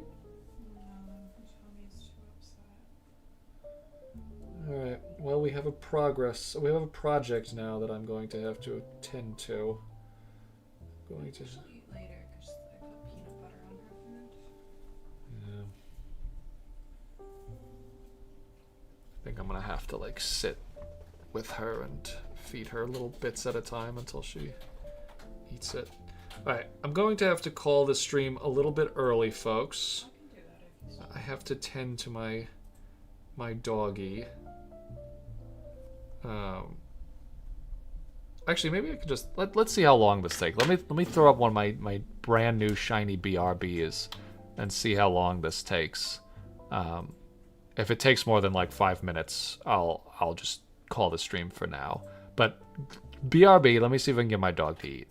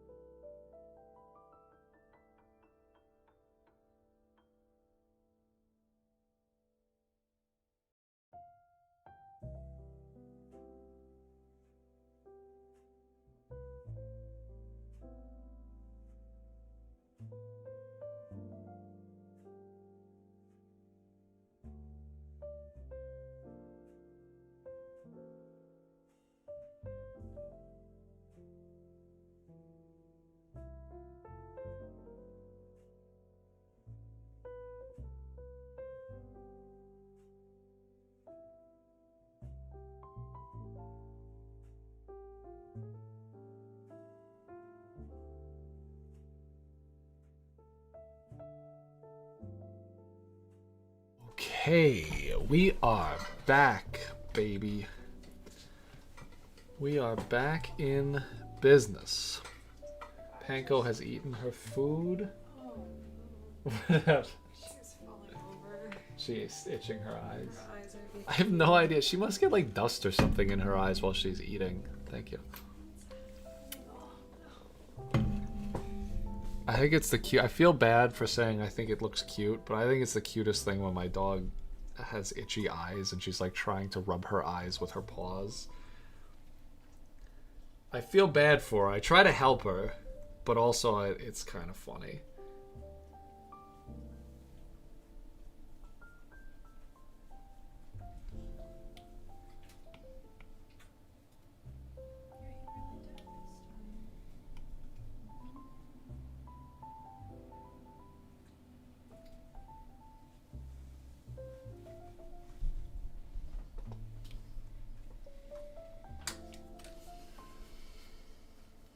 Panko is good. You know, like, she throws up, it's like a little acid reflux. She, like, throws up a little bit of phlegm and, like, stomach acid. And then we just have to, like, kind of immediately coax her to eat her food. Otherwise, it just keeps happening. And usually she does. Like, she's hungry. Like, she wants food. She just is so stubborn that she will refuse it unless we dress it up for her. So put a little peanut butter on there. That's a go-to. Peanut butter almost. If Panko is not eating peanut butter, then we're concerned.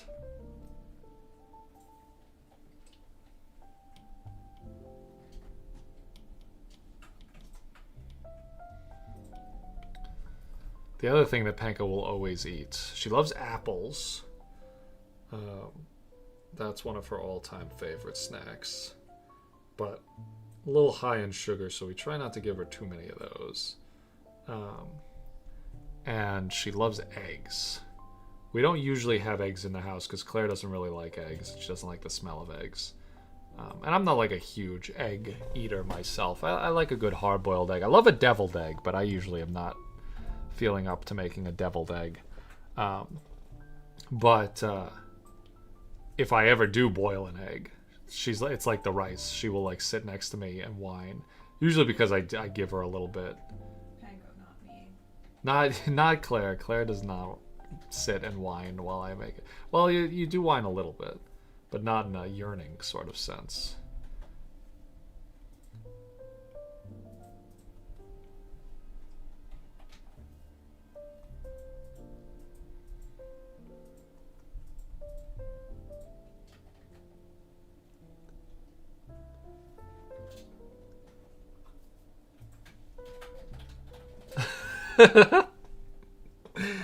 You know, it's funny because that sounds like a very specific, being one of my favorite bald white cis American straight men with glasses and a beard that designs monsters for Monster Collection games.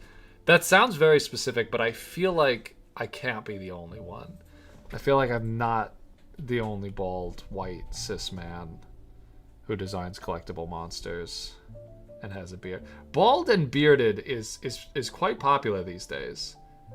I think Kratos popularized it because it's mostly people my age. I think Kratos brought the bald beard back.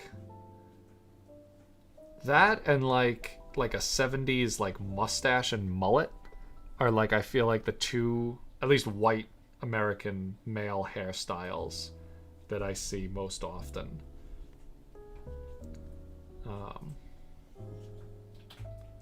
That's like the trendy look for adults. I don't really know what the kids are doing. I feel like the kids for like 10 years they were doing that like curly, almost like an undercut. Not really an undercut, but like shaved on the side and then like long hair on the top. I don't really know what you call that cut, but I feel like that's what the kids had for a while. I don't know if that's still in vogue.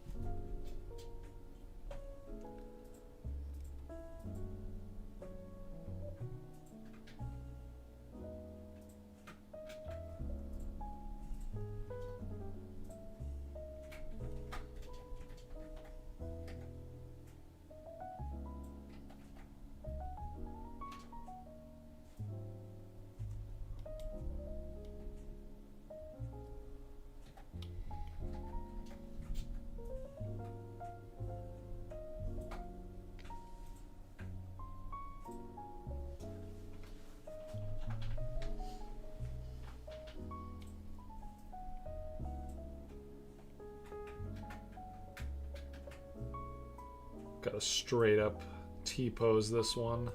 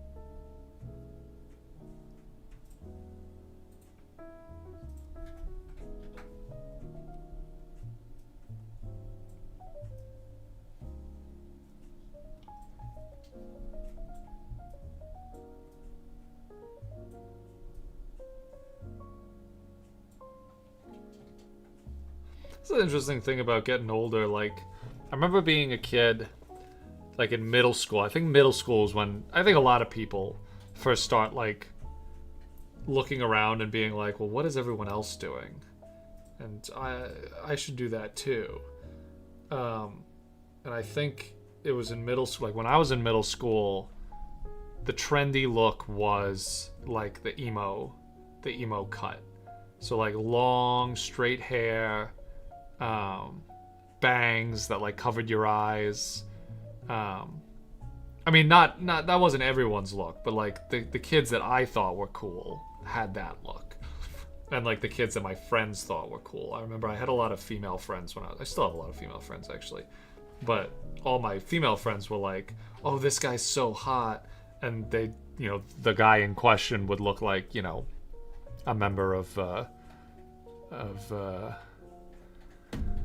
My Chemical Romance. I was not really into emo, so it took me a long time to think of any iconic emo band names.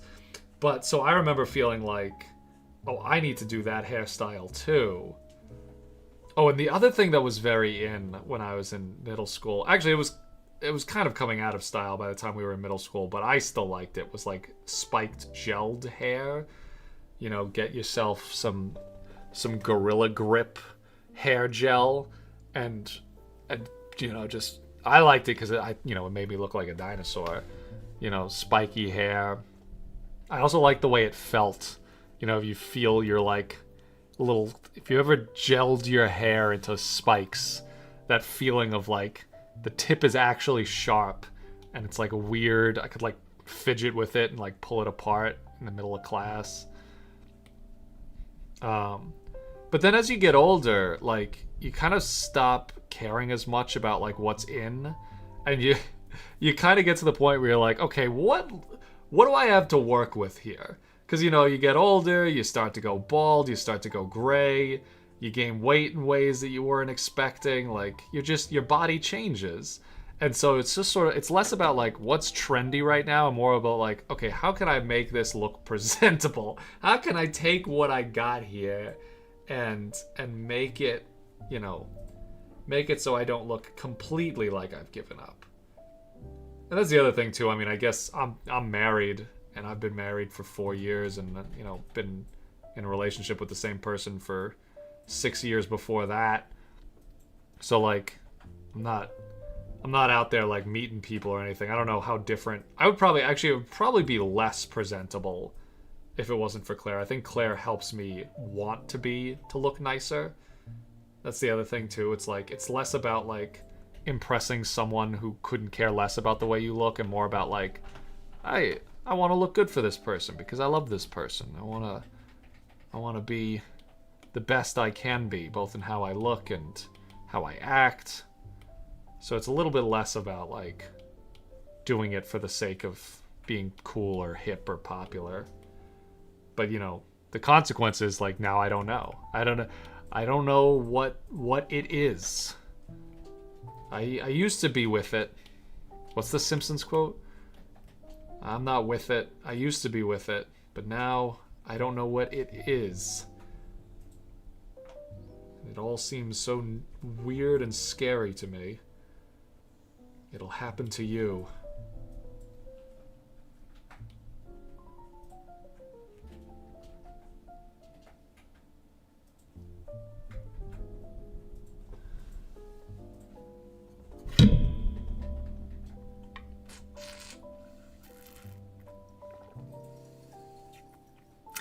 I'm sorry. I didn't mean to be, I didn't mean to make everyone contemplate aging. You know, it's always worth thinking about, but there's a time and a place for it. Let's go back to talking about food. I love talking about food on my streams. Who here likes deviled eggs? Claire doesn't like deviled eggs. I think deviled eggs are delicious.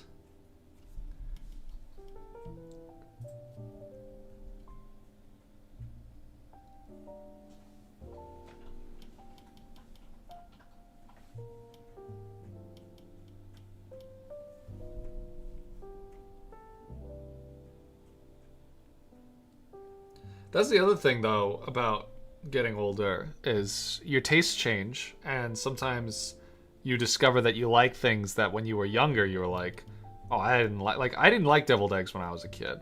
My grandma used to always make them for, like, special occasions, you know, big family gatherings and stuff. And I always thought they were fucking yucky. And I don't know what changed. Just one day, we were at a big family party, and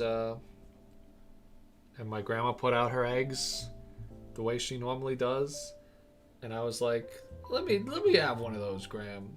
And I ate it, and it was delicious. I was like, this is really good. I can't believe I have not been eating these all these years. I guess part of that, maybe not that specific example, part of that in general is just like a lot of choices are made for you when you're younger. You know, your parents kind of dictate your tastes, or at least that's how it was when I was growing up. You know, like what I liked really was dependent on what my parents liked, because they kind of controlled pretty much everything I did, which is, you know, how most kids experience their childhood.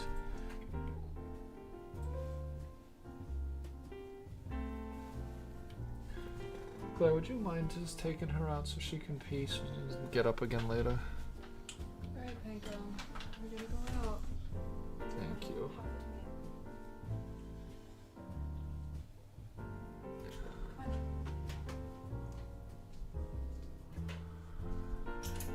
Well, you know, the reason I made a whole edible type was because there are so many foods that I wanted to turn into Enigmorphs. I think the first one I designed was the Melimiles, you know, the bees that produce like the special crazy honey. And then I created Promenetra and Auster, and I want to make an onion Enigmorph.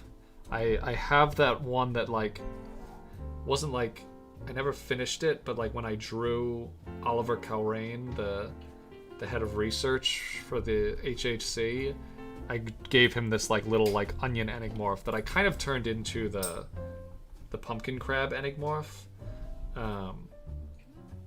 And I gave it like a variant that was like kind of onion themed, but I want to make an entirely a separate onion or maybe garlic Enigmorph.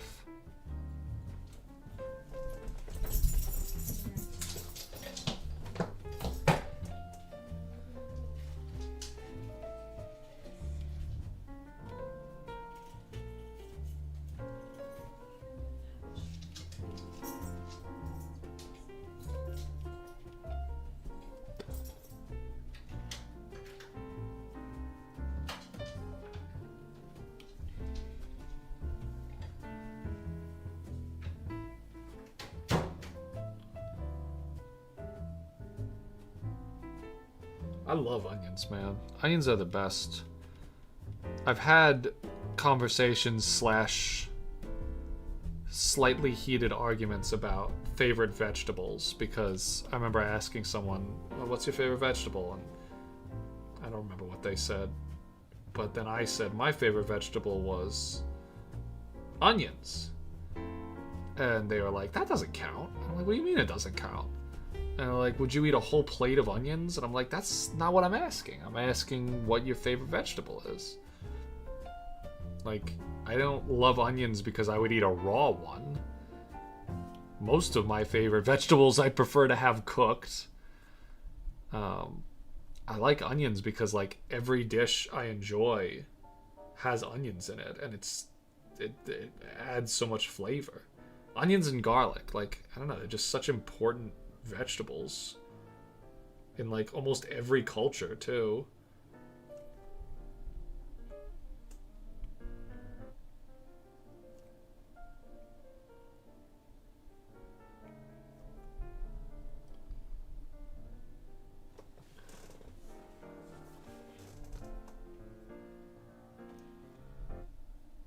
Oh, garlic Enigmorph vampire. That seems kind of fun.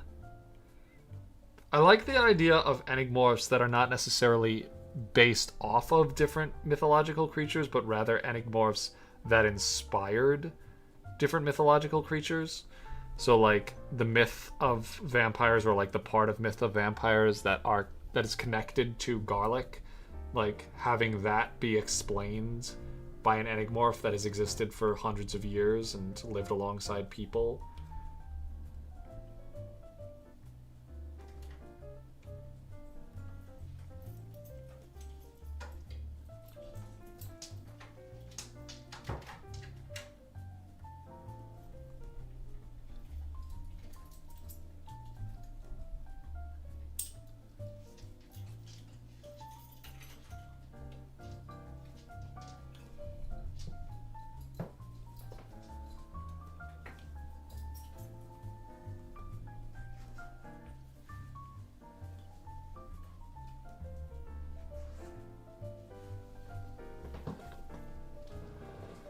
Moldy cheese penicillin Enigmorph. That's actually a kind of fun idea too. Especially since, like, the setting of the Enigmorph world is around the advent of penicillin.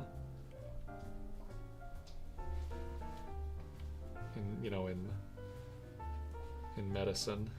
Its use in medicine.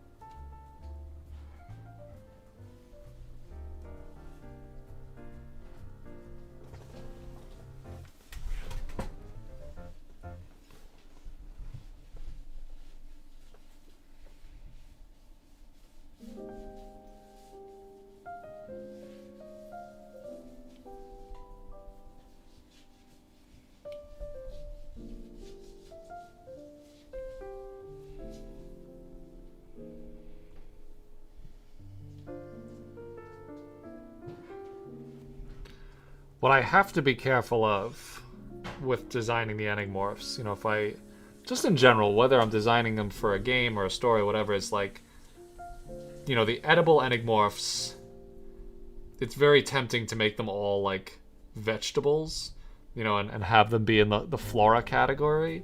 So I like the idea of, like, moldy cheese. Like, where exactly would that be fauna because of the cheese, or would it be, wait, I can't remember if I kept the fungal Enigmorph type. I don't think I did. I think I got rid of the fungal Enigmorph type. No, there's no fungal anymore. Blight? Would it be blight? So it's still a part of flora? I think I kind of condensed, like, poison and fungal into blight as a type.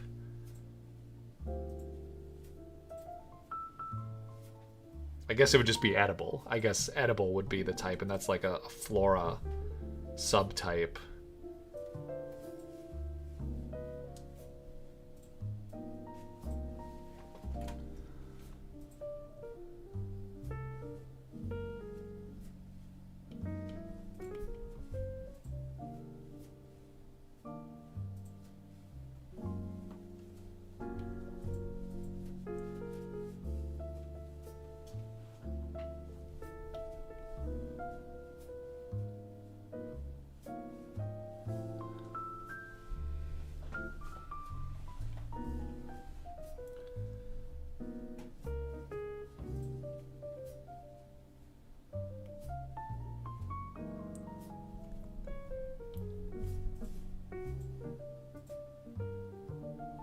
See, I keep the, even though I'm not really thinking about it in the context of a game anymore, exclusively, I still like the idea of typing because I like categorizing the Enigmorphs based on their different attributes and sources of corruption. You know, where did they start off from? And how do you categorize that? You know, the themes of the world of the Enigmorphs, a lot of discovery and exploration and, you know, early science. And there's such, you know, it's a very human thing to want to categorize, you know, new discoveries. You know, we as humans, our understanding of the world comes from our ability to recognize patterns and assign names and groups to anything: plants, animals, diseases, rocks, metals, types of people, mental health disorders. We like categories. We like classification.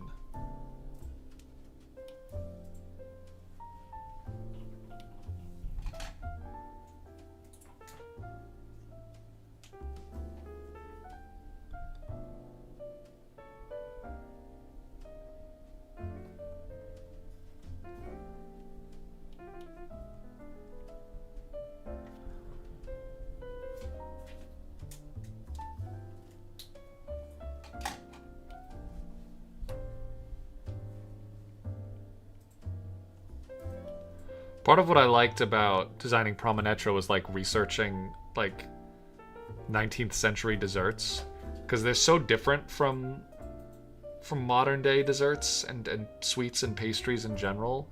And like depending on what kind of desserts, you know, you were looking for, but like I was looking at like very luxurious, high-end aristocratic desserts, and they're so strange and elegant, you know, like these multi-layer puddings and stuff.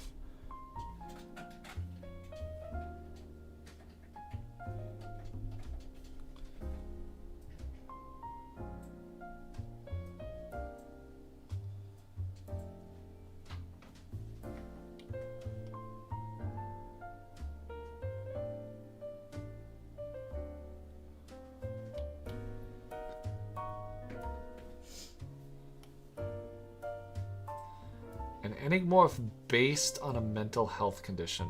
I don't know that I would do that. At least nothing specific.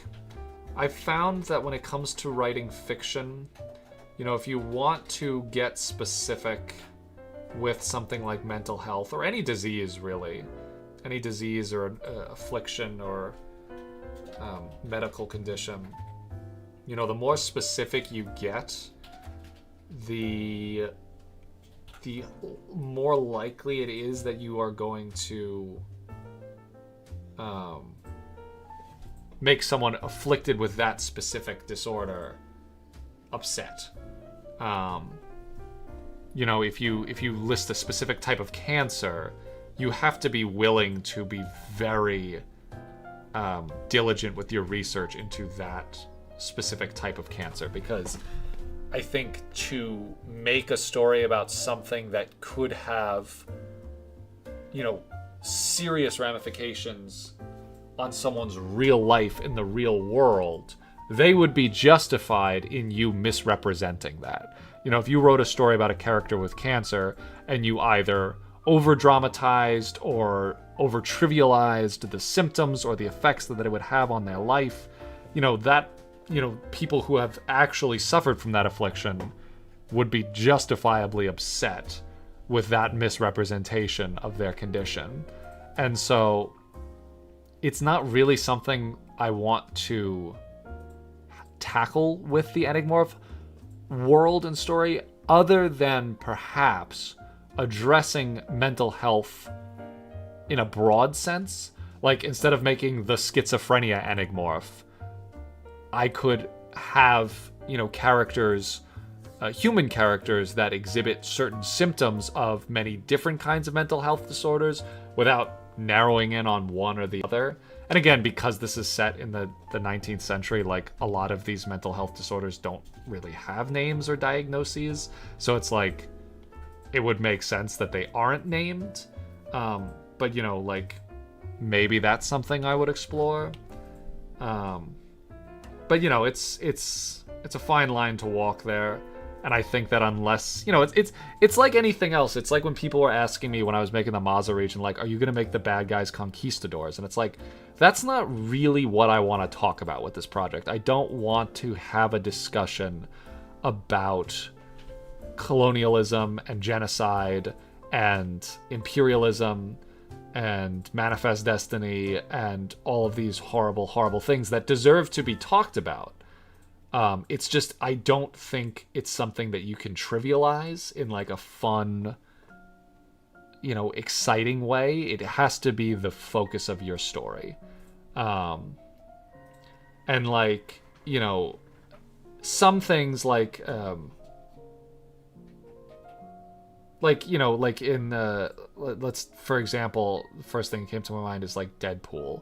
Like, he has some non-specific cancer. And, like, it is cured, quote unquote, by his mutant gene experimentation.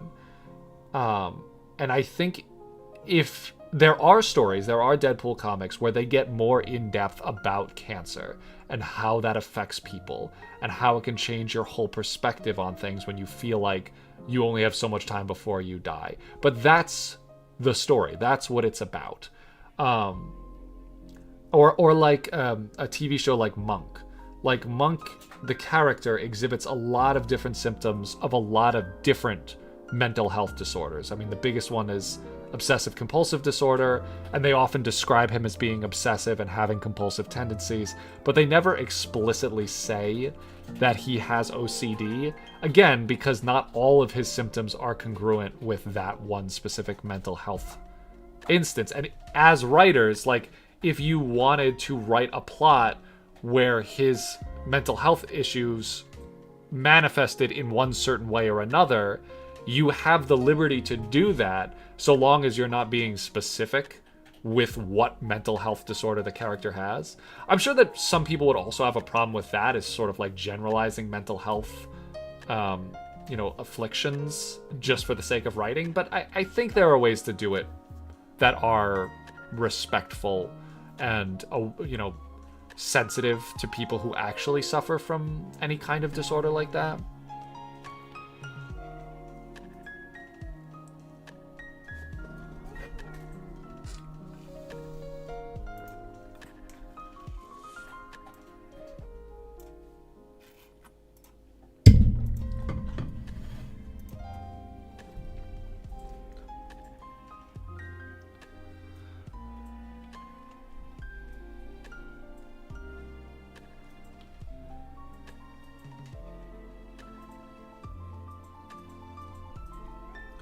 I think a lot of my Enigmorph designs going forward are going to, like I was saying before about the Pokemon, like, less of visuals into concepts and more concepts into visuals.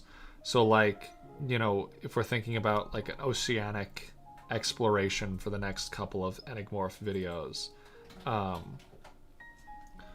you know, instead of designing an Enigmorph based on one particular animal or another, I could instead focus on more abstract concepts like thalassophobia or ancient civilizations, or you know, high levels of pressure of the water actually, you know, affecting the way life manifests down there, or just the mystery of the unknown and how alien the deep sea feels like, or things like ecosystems, whale falls as a concept.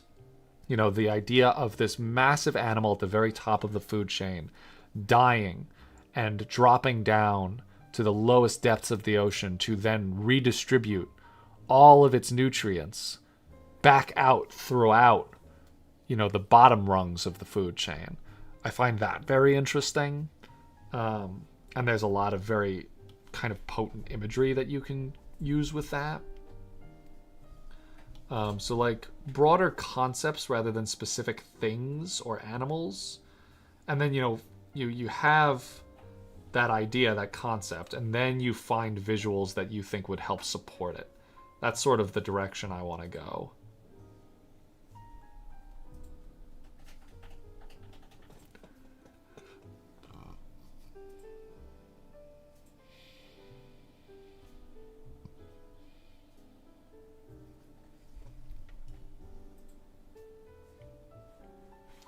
Yeah, so the world of the Enigmorphs spans from, as far as the story that I've written, mostly takes place in the 19th century. So mid to late 19th century, Victorian era, um, and and that sort of age of discovery and exploration and science. Um, it is a very appropriate setting for a story about um, mystery, a story about these impossible creatures that science still is desperately trying to understand.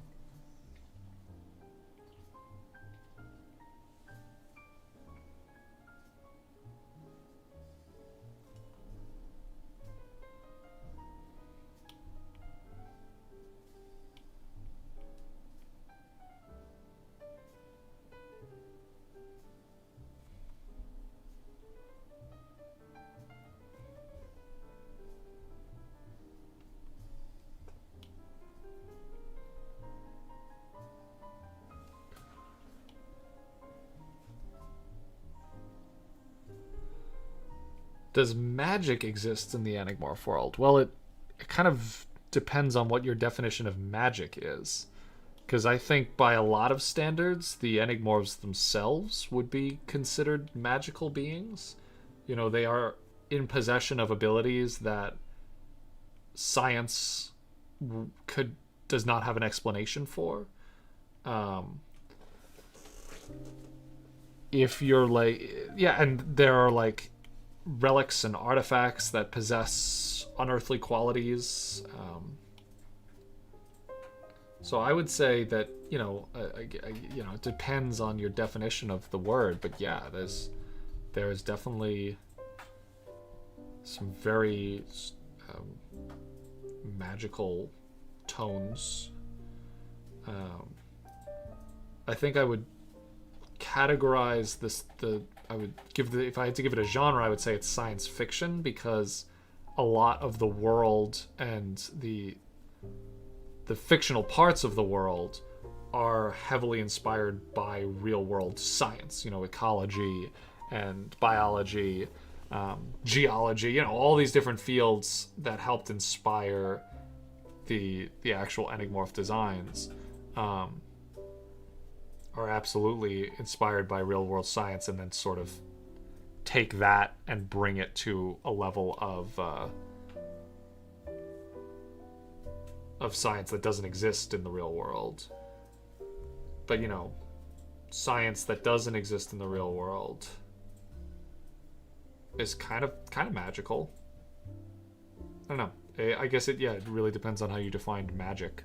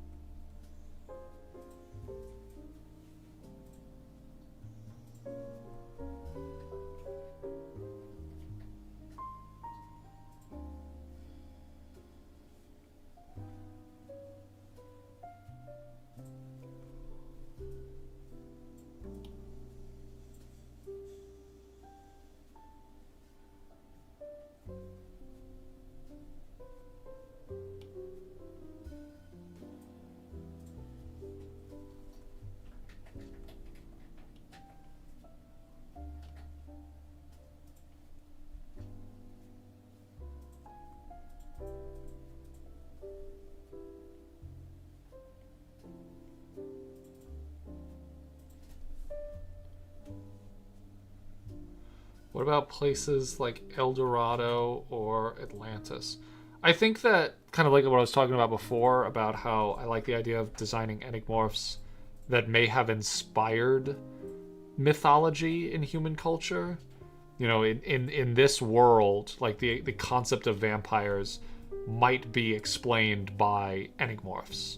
You know, maybe vampires don't exist per se, but there are enigmorphs that are similar enough to vampires that we could say, oh, this is why people believe vampires exist, because there's this blood-sucking enigmorph that is afraid of garlic or whatever. So, like, I haven't really given any specific thought to whether or not, you know, specifically Atlantis or El Dorado exist, but I do definitely think that there is a lot of room in the story to explain a lot of popular human mythology, you know, using the enigmorphs. Yeah, and I think that generally, like, ancient lost civilizations works well with the themes that I was talking about before, like discovery, exploration, you know, traveling to a lost city and discovering its mysteries. Like, that fits very well with the themes of the enigmorphs. They do kind of look like top surgery scars, except she still has her boobs, so I don't know what they were cutting out.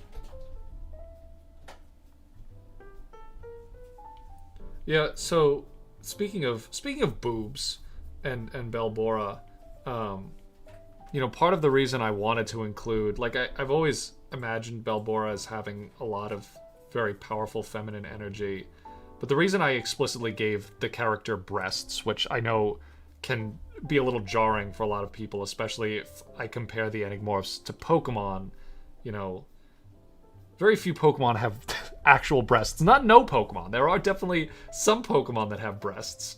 And those Pokemon are definitely talked about as in a sort of a separate category from other Pokemon. But the reason I included it was just because in general, I feel like the human male physique is often abstracted and used in a lot of designs in a way that isn't explicitly sexual. But I feel like whenever there are boobs, it's just like it's inherently sexual in some way or another.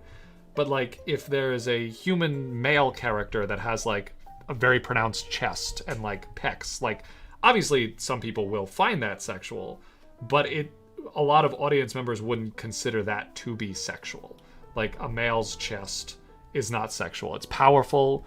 It's maybe it's sexy to some people, but it's not.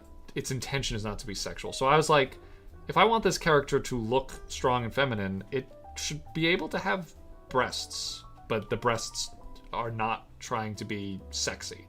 Now, again, that doesn't mean that people won't find it sexy, but it's just not my intention. Like, I don't want Belbora to be like the thirst trap enigmorph. I just want it to look powerful and feminine and just sort of be a design that has breasts without being sexual.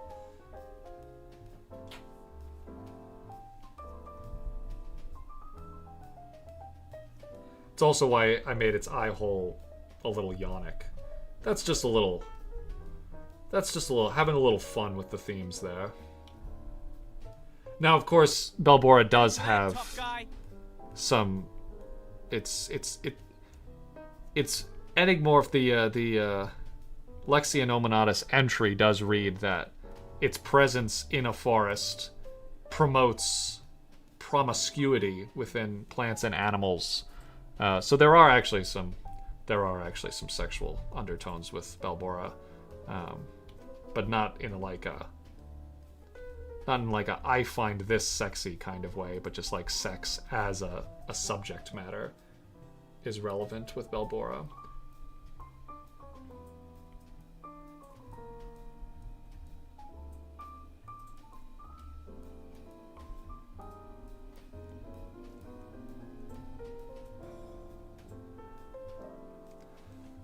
Yeah, Mother Nature.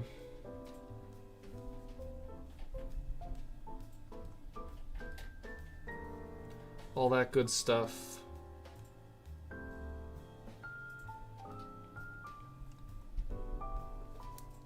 Also, just like my original design for it actually wasn't really that complicated. My original design, the reason why it has boobs like over those eyes is just because I like those like Japanese oni masks.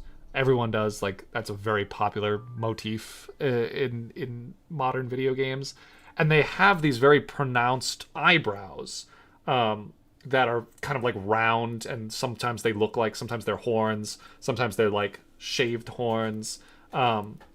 And so when I was designing it, I kind of unintentionally gave it boobs, and I was like, wait, I like this. And then I started thinking about, as like, because at first I was like, oh, I shouldn't do that. And then I was like, wait, why shouldn't I do that? And I like literally, I had that like little revelation as I was drawing it, where it's like, okay, there are no nipples. It's not flesh. It's not a human. These are not human breasts.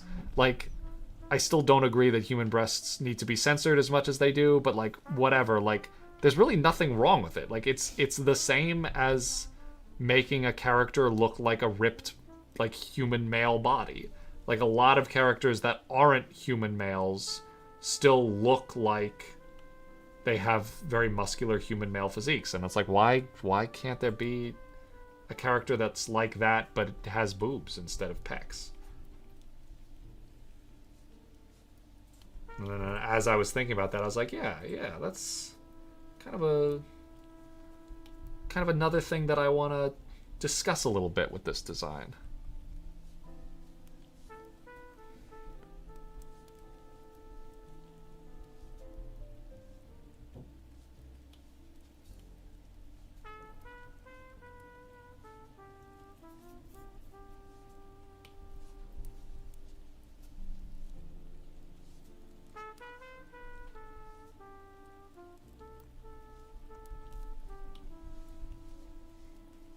Well, yeah, I mean, that's kind of how illustration works, right? I mean, your intent as an artist doesn't have to show through literally with your illustration. Not everyone is going to get all of the things that I was thinking about while I was creating it.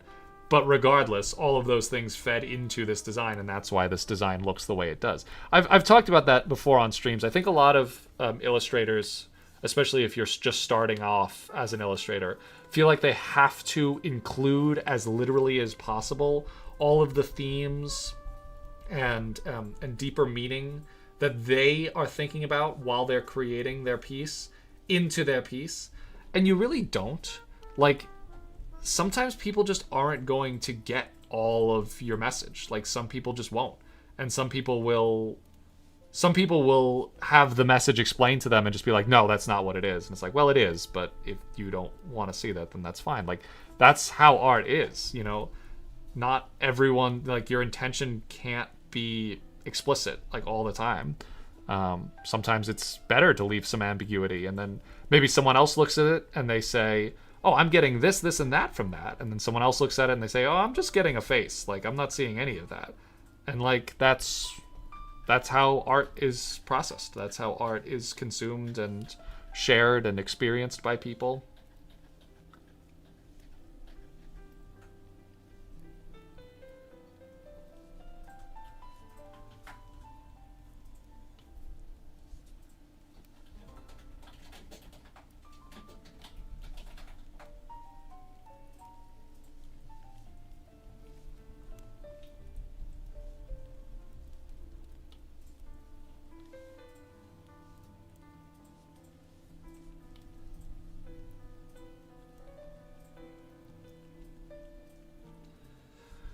Would I make Enigmorph merchandise? I don't know. I didn't have a great experience with that gastronaut figure. I mean, it was really cool making it, and having it, and like having one of my designs as a figure that a lot of people really liked, and like it was a great quality figure, but there were so many problems that were just out of my control with that. Like a lot of people, not a lot of people, I shouldn't say a lot of people, but some people who ordered it never got their product, and we had to refund them. And it sucked, not just because we had to refund them, but also because they wanted it and they couldn't get it, and it was because the company that was manufacturing these had a bad deal with their distributor, and a lot of the packages just weren't getting delivered. Again, not a lot of the packages, but enough of the packages that I felt bad because people were reaching out to me like, hey, I still haven't gotten my figure. And then I reached out to the company and they were like, yeah, we don't know where those figures are. And we're like, great. So that part of it I didn't love. There's also just the part of it where it's just like, I don't know that I want all of my stories to just end up as products, you know? Like, I love having toys and figures and stuff. I think that's cool. But lately I've been thinking a lot about, you know, my impact as an artist, both, you know, on people's lives, but also, like, on the planet itself. And mass producing a bunch of plastic figures can sort of be contradictory to a lot of the messages that I'm giving, you know, that I'm talking about with my illustrations. And like it's a hard thing to say, like, you know, if someone walked up to me and was like, hey, I can mass produce Enigmorph figures for you and they will sell and you will make a lot of money, like, it's very easy to just be like, well, that's not a bad thing. Like, that'd be great. I could make a lot of money, and, you know, people will have products that they like, and it's like, it's not like I'm digging for oil and, you know, endangered animal habitats. You know, I'm just making some figures. But like, I don't know. I don't know if I want that to be the legacy of the Enigmorphs. I don't know. I to be honest, right now, in the situation that I'm in, yeah, if someone came up to me and was like, hey, I can mass produce these for you, you'll make a ton of money, I would probably be pretty tempted to do it because money is great, and I think figures are a cool way to express art. I think maybe what I would do is like limited runs.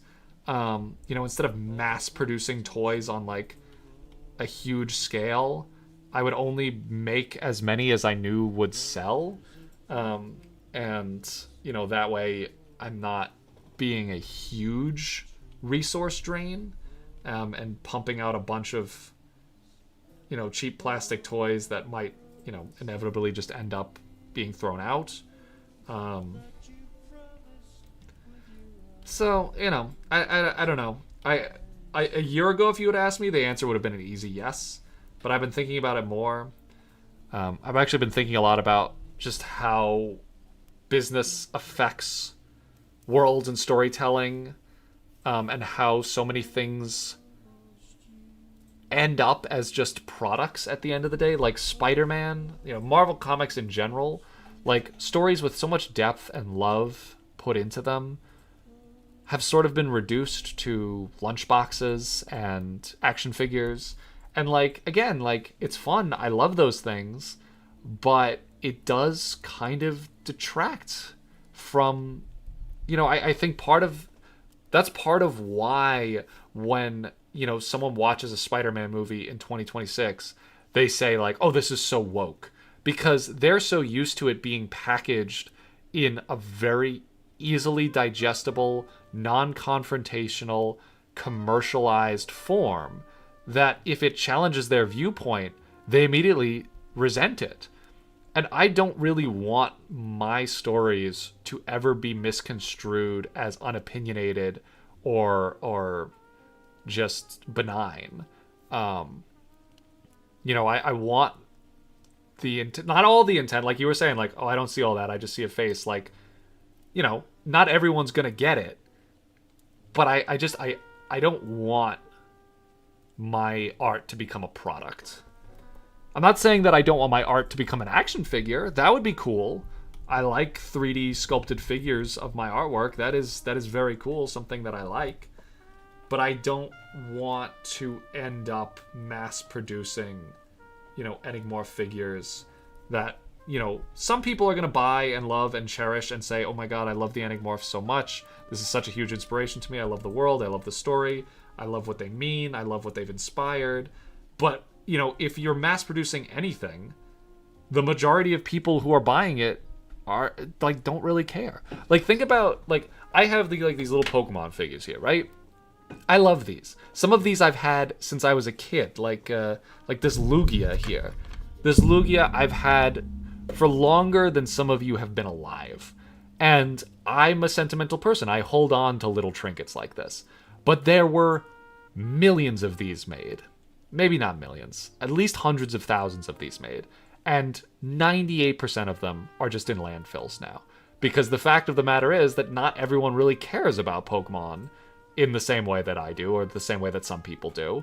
And, all the other kids who bought these toys when I bought them, they probably just threw them out, or their parents threw them out, or they lost interest in them, and now they're just crap lying around, just polluting the planet.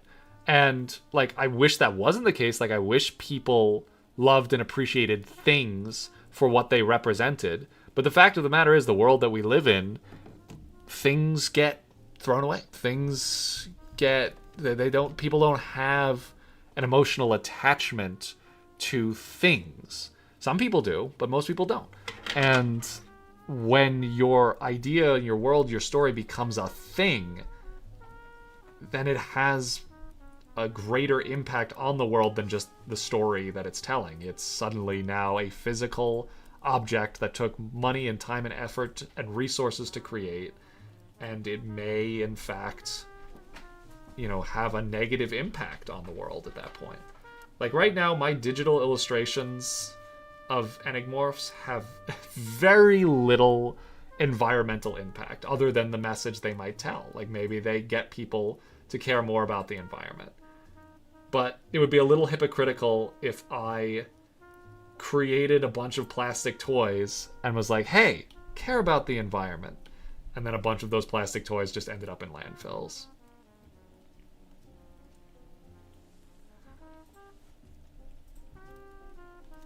They could be recycled, absolutely, but they won't be.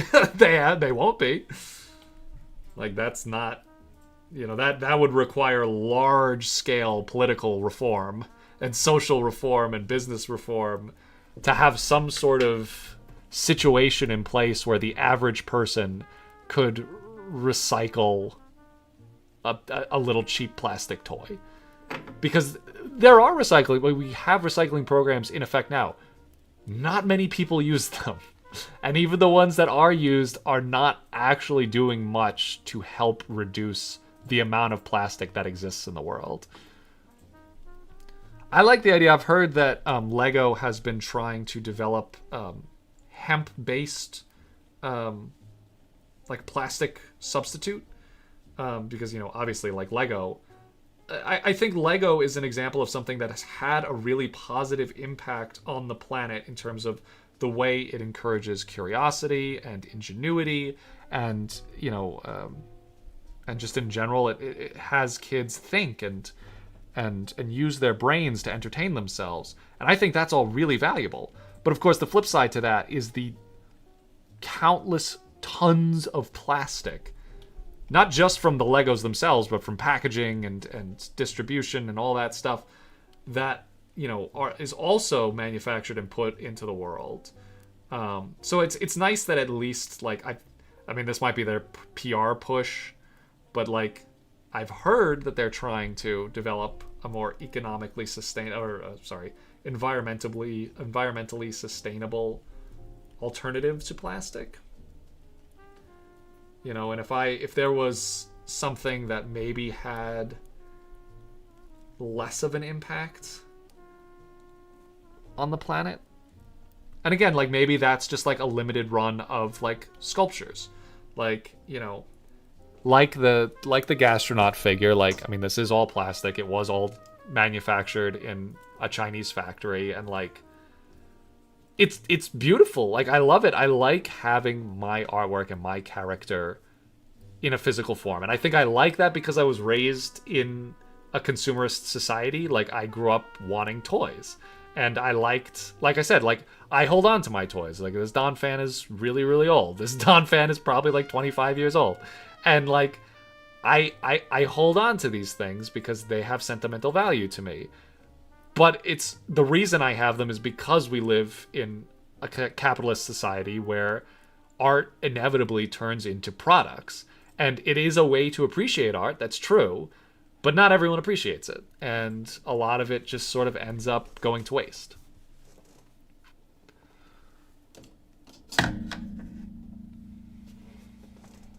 So that's my very long question, my very long answer to a pretty simple question. Apologize that was so wordy. I would love to make Enigmorph figures. I think my initial reaction would be yes, that would be awesome. You know, I think that of all the ways to make money in this world, selling toys is one of the less heinous. But again, it's just like, you know, I have an opportunity as an artist and as a creator to change things, you know? And I just sort of have to, like, weigh. It's easy for me to answer it that way now because, like, it's not a possibility that I'm considering. Like, I don't have the means to mass manufacture toys, you know, Enigmorph figures. So, like, it's easy for me to say, like, no, I'm not going to do that. But, like, again, like, if someone, like, you know, if I got an email and it's like, hey, we love your ideas, we have the infrastructure in place, you know, we have a reliable distributor, you know, we can make tons of these and market them for you and make them really popular and you can make a lot of money, maybe my tune would change. Maybe I'd be like, wow, now I could be able to afford, you know, a nicer home, and maybe I could afford to start a family, and all of these things that I wanted to do with my life that are kind of, to use a gamer term, locked behind a paywall. You know, like, suddenly that would be within my reach. And then the question would become much more complicated, because then it's like, do I do what I do for myself? Do I do what I do to make other people happy? Because it would make a lot of other people happy to make Enigmorph toys. So it would definitely make people happy. I don't know. It's a complicated question.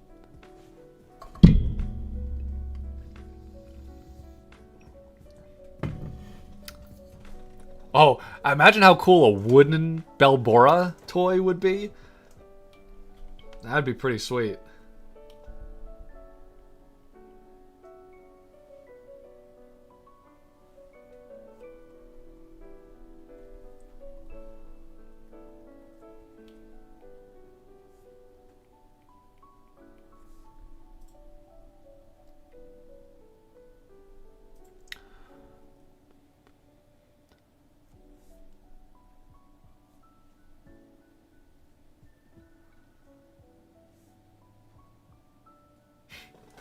I do have a lot of plastic toys on my desk, just for the record, just so like, you know that I'm like a massive hypocrite saying all this stuff. I have I have so many little plastic gizmos. I do have a little wooden thing here. Here's a little wooden bear that my mom bought for me. Little bear carving. I like that guy. Oh, a little bossa nova. I feel like we're not on the Stream Safe playlist anymore. We're on a different playlist. Here we go, let's do this one. That's the one we were listening to before. It's like the same song over and over. But at least it's Stream Safe. I have some sweet ass Pacific Rim figures. Look at that. Any Pacific Rim fans in the chat? These are some of my favorite plastic toys that I have. Never get rid of these. My grandkids are going to inherit these things. It'll be their problem. I also have Leatherback, but he's two. I'd have to move too many things to get him. Knifehead has a really hard time standing up. He falls over a lot. I have this awesome winged dragon of Ra that I pulled out of a blind box.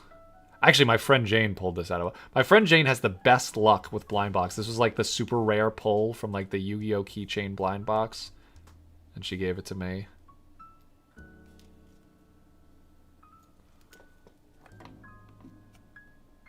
That was years ago. Wow. I have this little Scooby-Doo.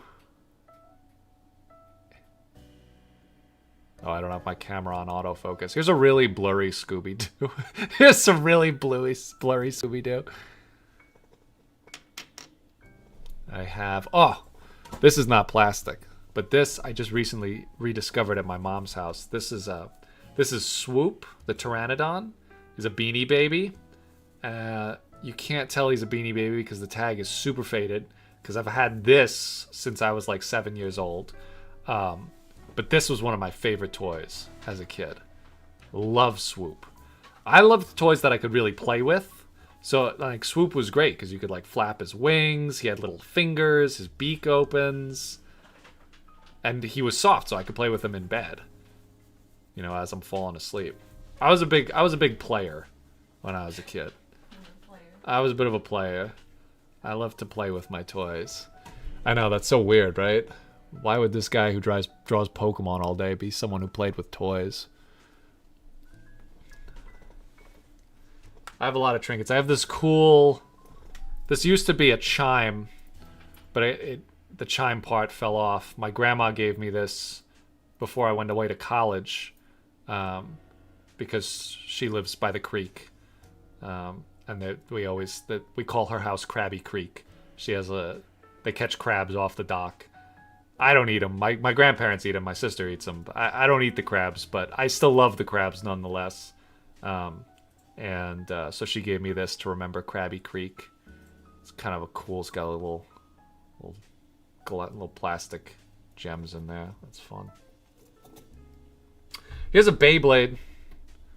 I don't really collect Beyblades, but this was an impulse buy in college. I did a lot of impulse buying in college, and I bought it off eBay for $5.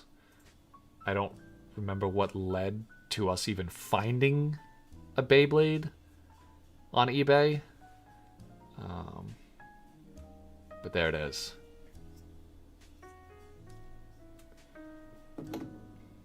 Really, my grandma's the coolest person in the universe for giving that to me. I don't even know where she got it.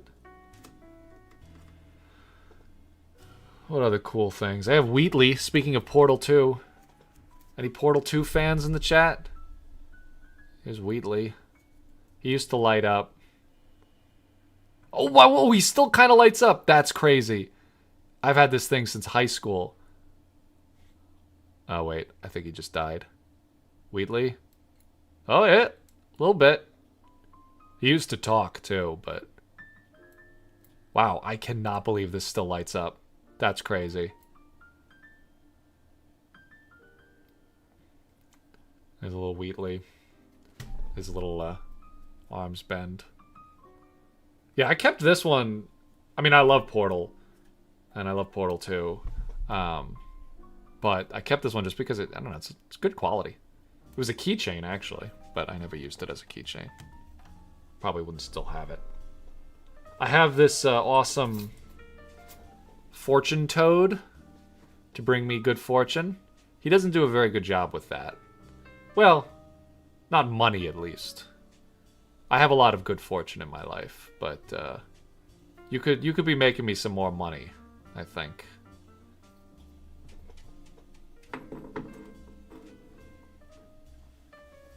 I started dating my boyfriend because he sounds and acts like Wheatley. Well, I get it. Also, watch out. Because I don't know if you got to the end of Portal 2. But, Wheatley is charming. But he has some character flaws.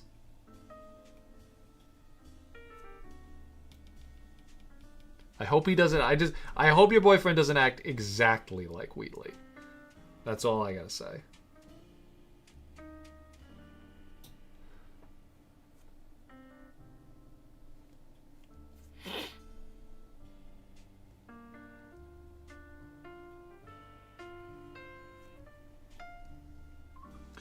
was watching something recently that had Wheatley's voice actor in it. And I feel like it was a very similar character. It was like the voice of a robot or like an AI. And I remember being like, is that Wheatley? Maybe it was like an episode of something. But it is a very distinctive voice. I don't know what that actor's name is, but I feel like he was playing a very similar character.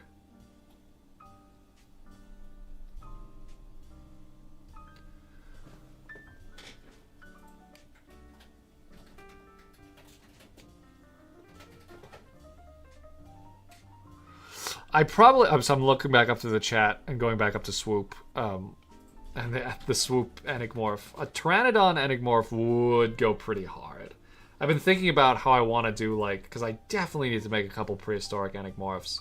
I guess I already kind of did with, what the hell did Aegisaur? I think it's just called Aegisaur. I kind of want to redesign Aegisaur. I like it, but it's a little too explicitly like an ankylosaur. I kind of want to make it a little weirder. Maybe more of, like, have some different dinosaur elements in it.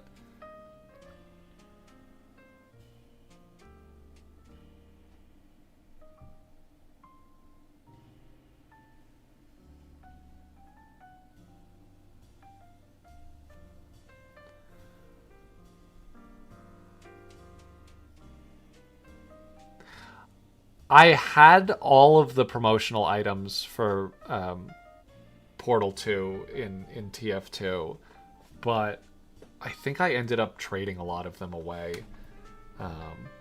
Like the long fall boots for the scout. Although you couldn't... I feel like originally those promo items weren't tradable, and then they made like the genuine versions of those, and those were tradable. Because I had like the long fall boots for the scout, and the AppSap for the spy, where it has like a bunch of Wheatley voice acting. Hacking.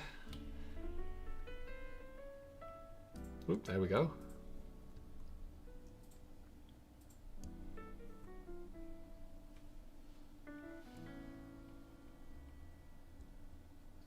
Jack, was he the mouse in A Boy Called Christmas? What? Was he the mouse in A Boy Called Oh, I think he was. Holy shit. How'd you remember that? It was bugging me, so I looked it up. Yes. Okay. Claire remembered what we saw, what it was that we had Wheatley's voice actor in. It was in this movie called A Boy Called Christmas. We watched it around Christmas time. Very strange movie. Not a very good movie. But he played like a little sassy mouse sidekick character. That's crazy. Oh, but you looked it up. Okay. I thought you literally like just remembered that. I was like, I ha. was thinking he was the crow in Maleficent at first, but that wasn't it. I don't even remember that character talking. He was human sometimes, Jack. Yeah, but was he talking? I don't know. We watched Maleficent the other day. That movie sucked. And like I remember watching Cruella, the like Cruella de Vil from the 101 Dalmatians like origin story movie. And like I went into that with pretty low expectations, but it actually was pretty good. You know, not phenomenal, like not an amazing movie, but definitely much better than I expected it to be. I think it's good. You thought it was phenomenal, Claire? I thought it was really good. But did you think it was phenomenal? I don't really use that word very often. Claire's dodging the question over here. Yes, I thought it was phenomenal. Okay, Claire thought it was phenomenal. But let me tell you, Maleficent was not even a question. That was just terrible. That was a really, really bad movie. The one redeeming factor I think it had, the costumes were cool. Like Maleficent's costume looked cool. And then there were like some cool like tree monsters. But those were actually kind of any excitement I felt looking at that CGI was completely undone by like the little fairy CGI where it like superimposed the actresses' faces onto these little like weirdly proportioned fairy characters. And like I was never a big Sleeping Beauty fan as a kid, so like I know those characters are from the original movie, But like, I don't know, it's just those movies, those like the origin story of the villain movies just feel so unnecessary to me. Like, it's a fucking fairy tale story. Like, we don't need a backstory for Maleficent. The role she plays in that story is a one-dimensional villain. Like, I don't... I'm not saying that's always bad. Like, I like Wicked as a book. I don't love the play as much as I like the book. But I love Wicked. I think that's a very interesting way to take a one-dimensional villain and give them a very interesting backstory. So I'm not saying it's impossible, but I'm just saying, like, you have to really work at making that story interesting. Taking a one-dimensional villain from a very typical, well-known story and giving them a backstory that I am going to care about. And holy shit, was this not it.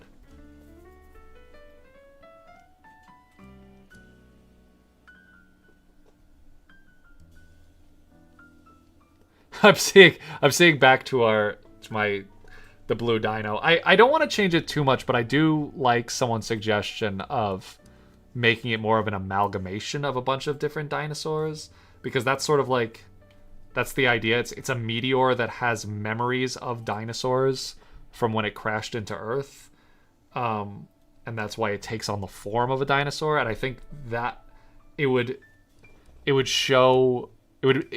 exemplify that part of the character a little bit more if it had multiple dinosaurs.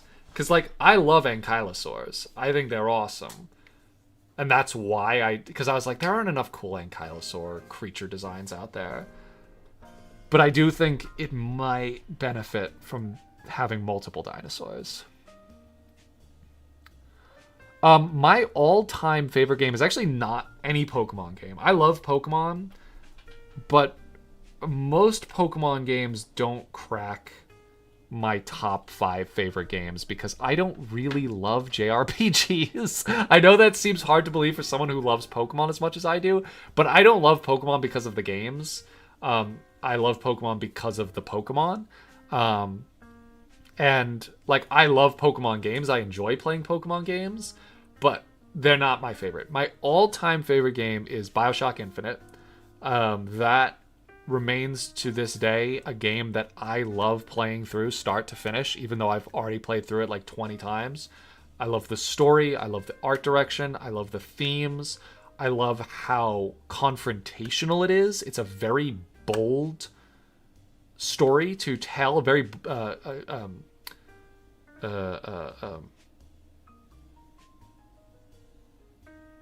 very controversial setting.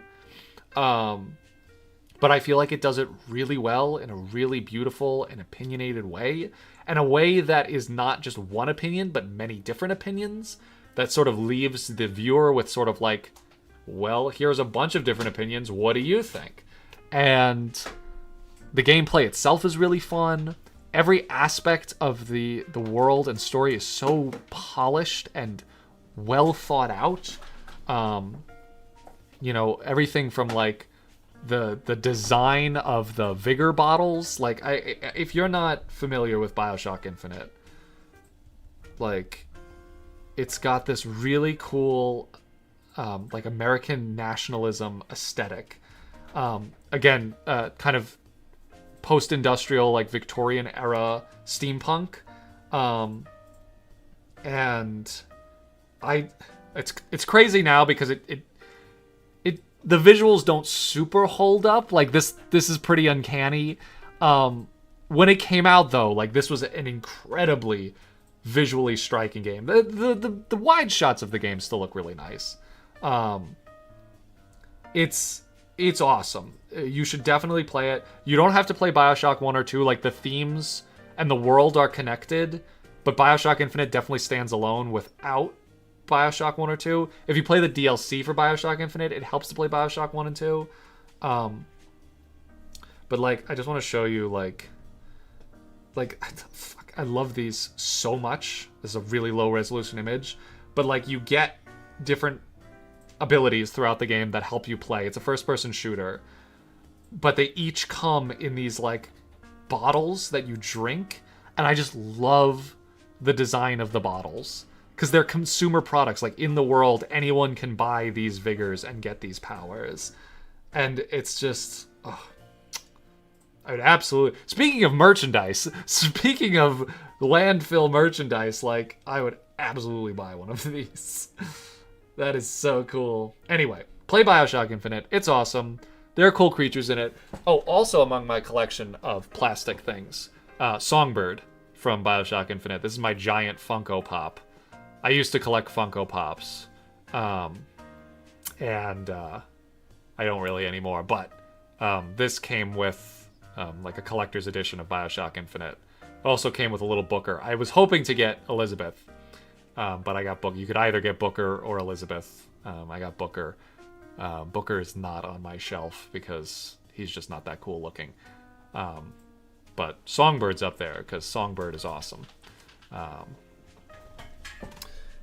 Yeah, that's my all-time favorite game. Love it. In fact, I'll probably play through that again pretty soon. Maybe I'll play through it on stream. Because now I have a computer that could play it probably better than my PS5 could.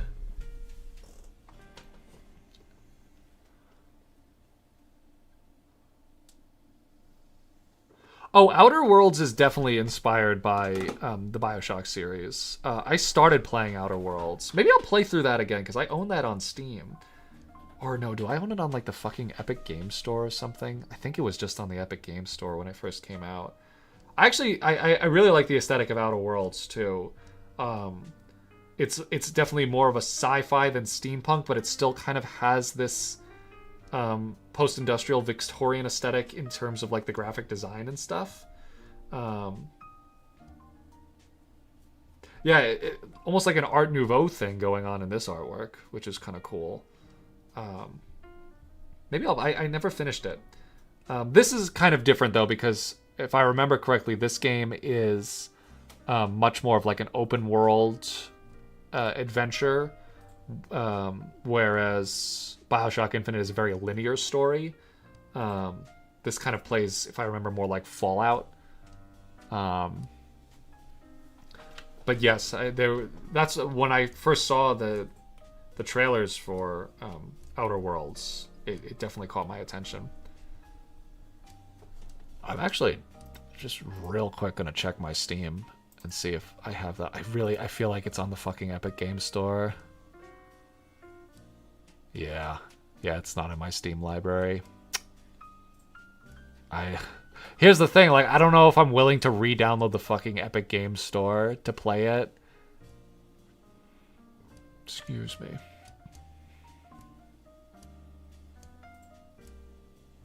I also have the Bioshock Infinite promotional items in TF2. That's actually why if you can believe it, my all-time favorite game, I bought it because I wanted the promotional items in TF2. When I bought Bioshock Infinite, I didn't even have a computer that could run it. I was still in high school when it came out, and I would use my mom's computer, and so I bought Bioshock Infinite, and it really didn't run on my mom's computer, so I never played it. And then the summer before I went away to college, my mom bought me a MacBook for school, and I was actually able to play some games on it. And I was like, I'm gonna actually try this Bioshock Infinite game. And I remember that summer, I was just glued. Like, there aren't a lot of games that got me that interested, like, right from the get-go. But it really gripped me, both in the gameplay, the visuals, the music. Ugh, love the music from that game.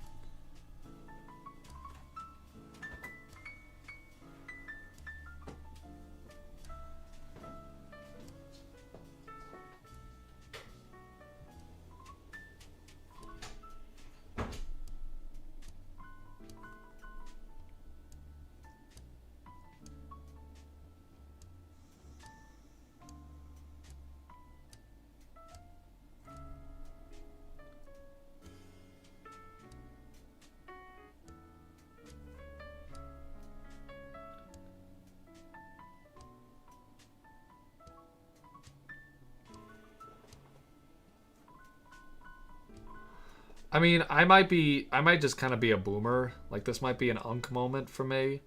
Um, like this game did come out in 2012. Um, and that is 14 years ago. And that's crazy. That is a crazy thing. Because, you know,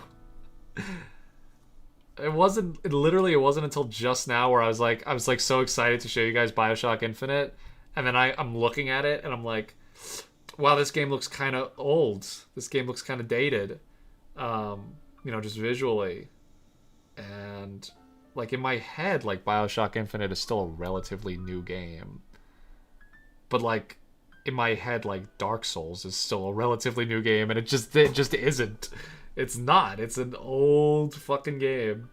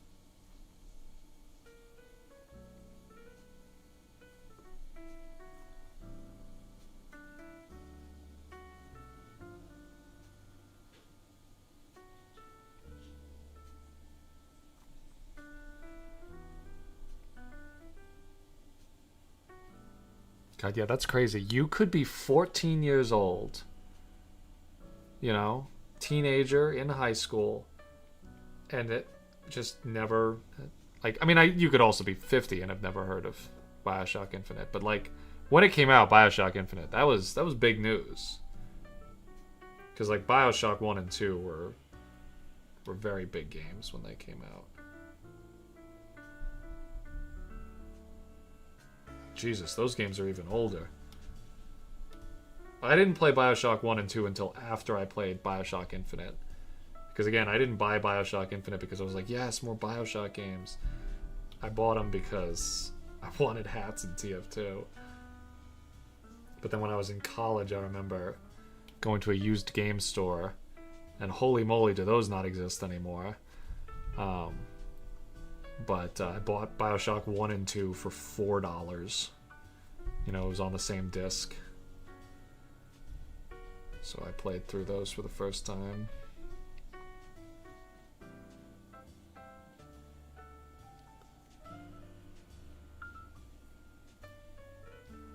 That's really cool.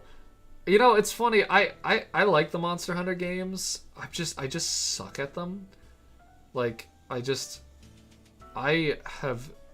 think I've ever beaten a Monster Hunter game. And like I could definitely try harder to beat them. But I've played World, For You, and Rise. And actually on all of them I got stuck on the Kushala Daora.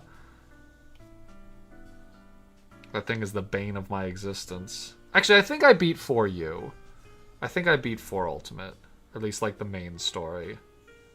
I don't know if I ever did the post game or whatever.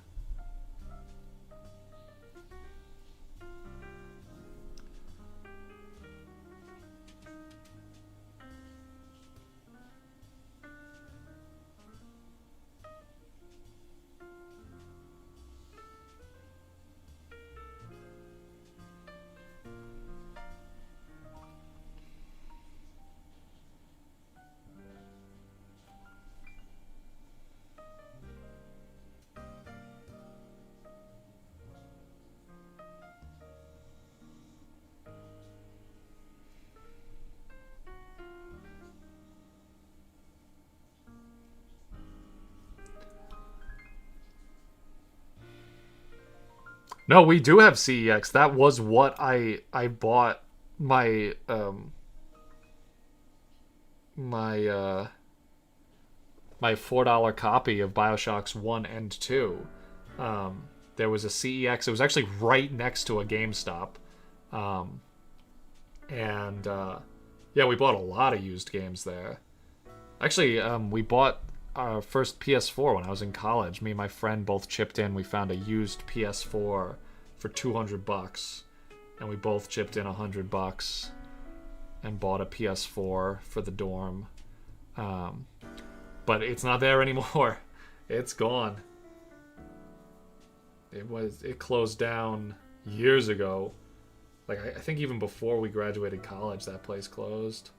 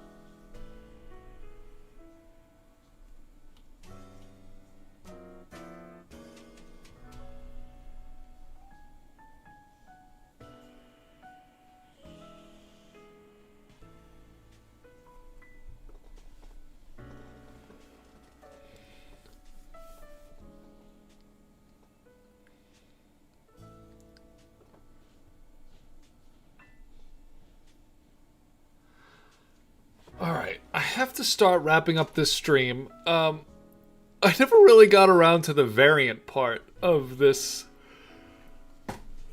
stream. I know I said that I was going to design variants, but I'm gonna have to change the name of this VOD when I put it up on the YouTube channel, because I spent so much time working on this turnaround for Belbora, which I'm glad I did, because I can use this now to design some variants with. But I didn't actually get to the part where I designed the variants. But I might stream again tomorrow. We'll see what my schedule looks like. And if I do, I'll work more on this, and maybe I'll even get around to doing some of the Enigmorphs that I haven't designed variants for yet. And that should be very fun. Either way, you will see the finished product in the video on our main channel. That should go up before the end of the week. We'll see. Fingers crossed that I'm able to get that done. But the amount of time it took me to just do this is not super promising. But we'll see. Anyway, thank you guys for watching. It was a lot of fun hanging with you, a lot of fun chatting with you. Hope if you were working alongside with me that you got some good work done. And I will see you in the next one. Peace.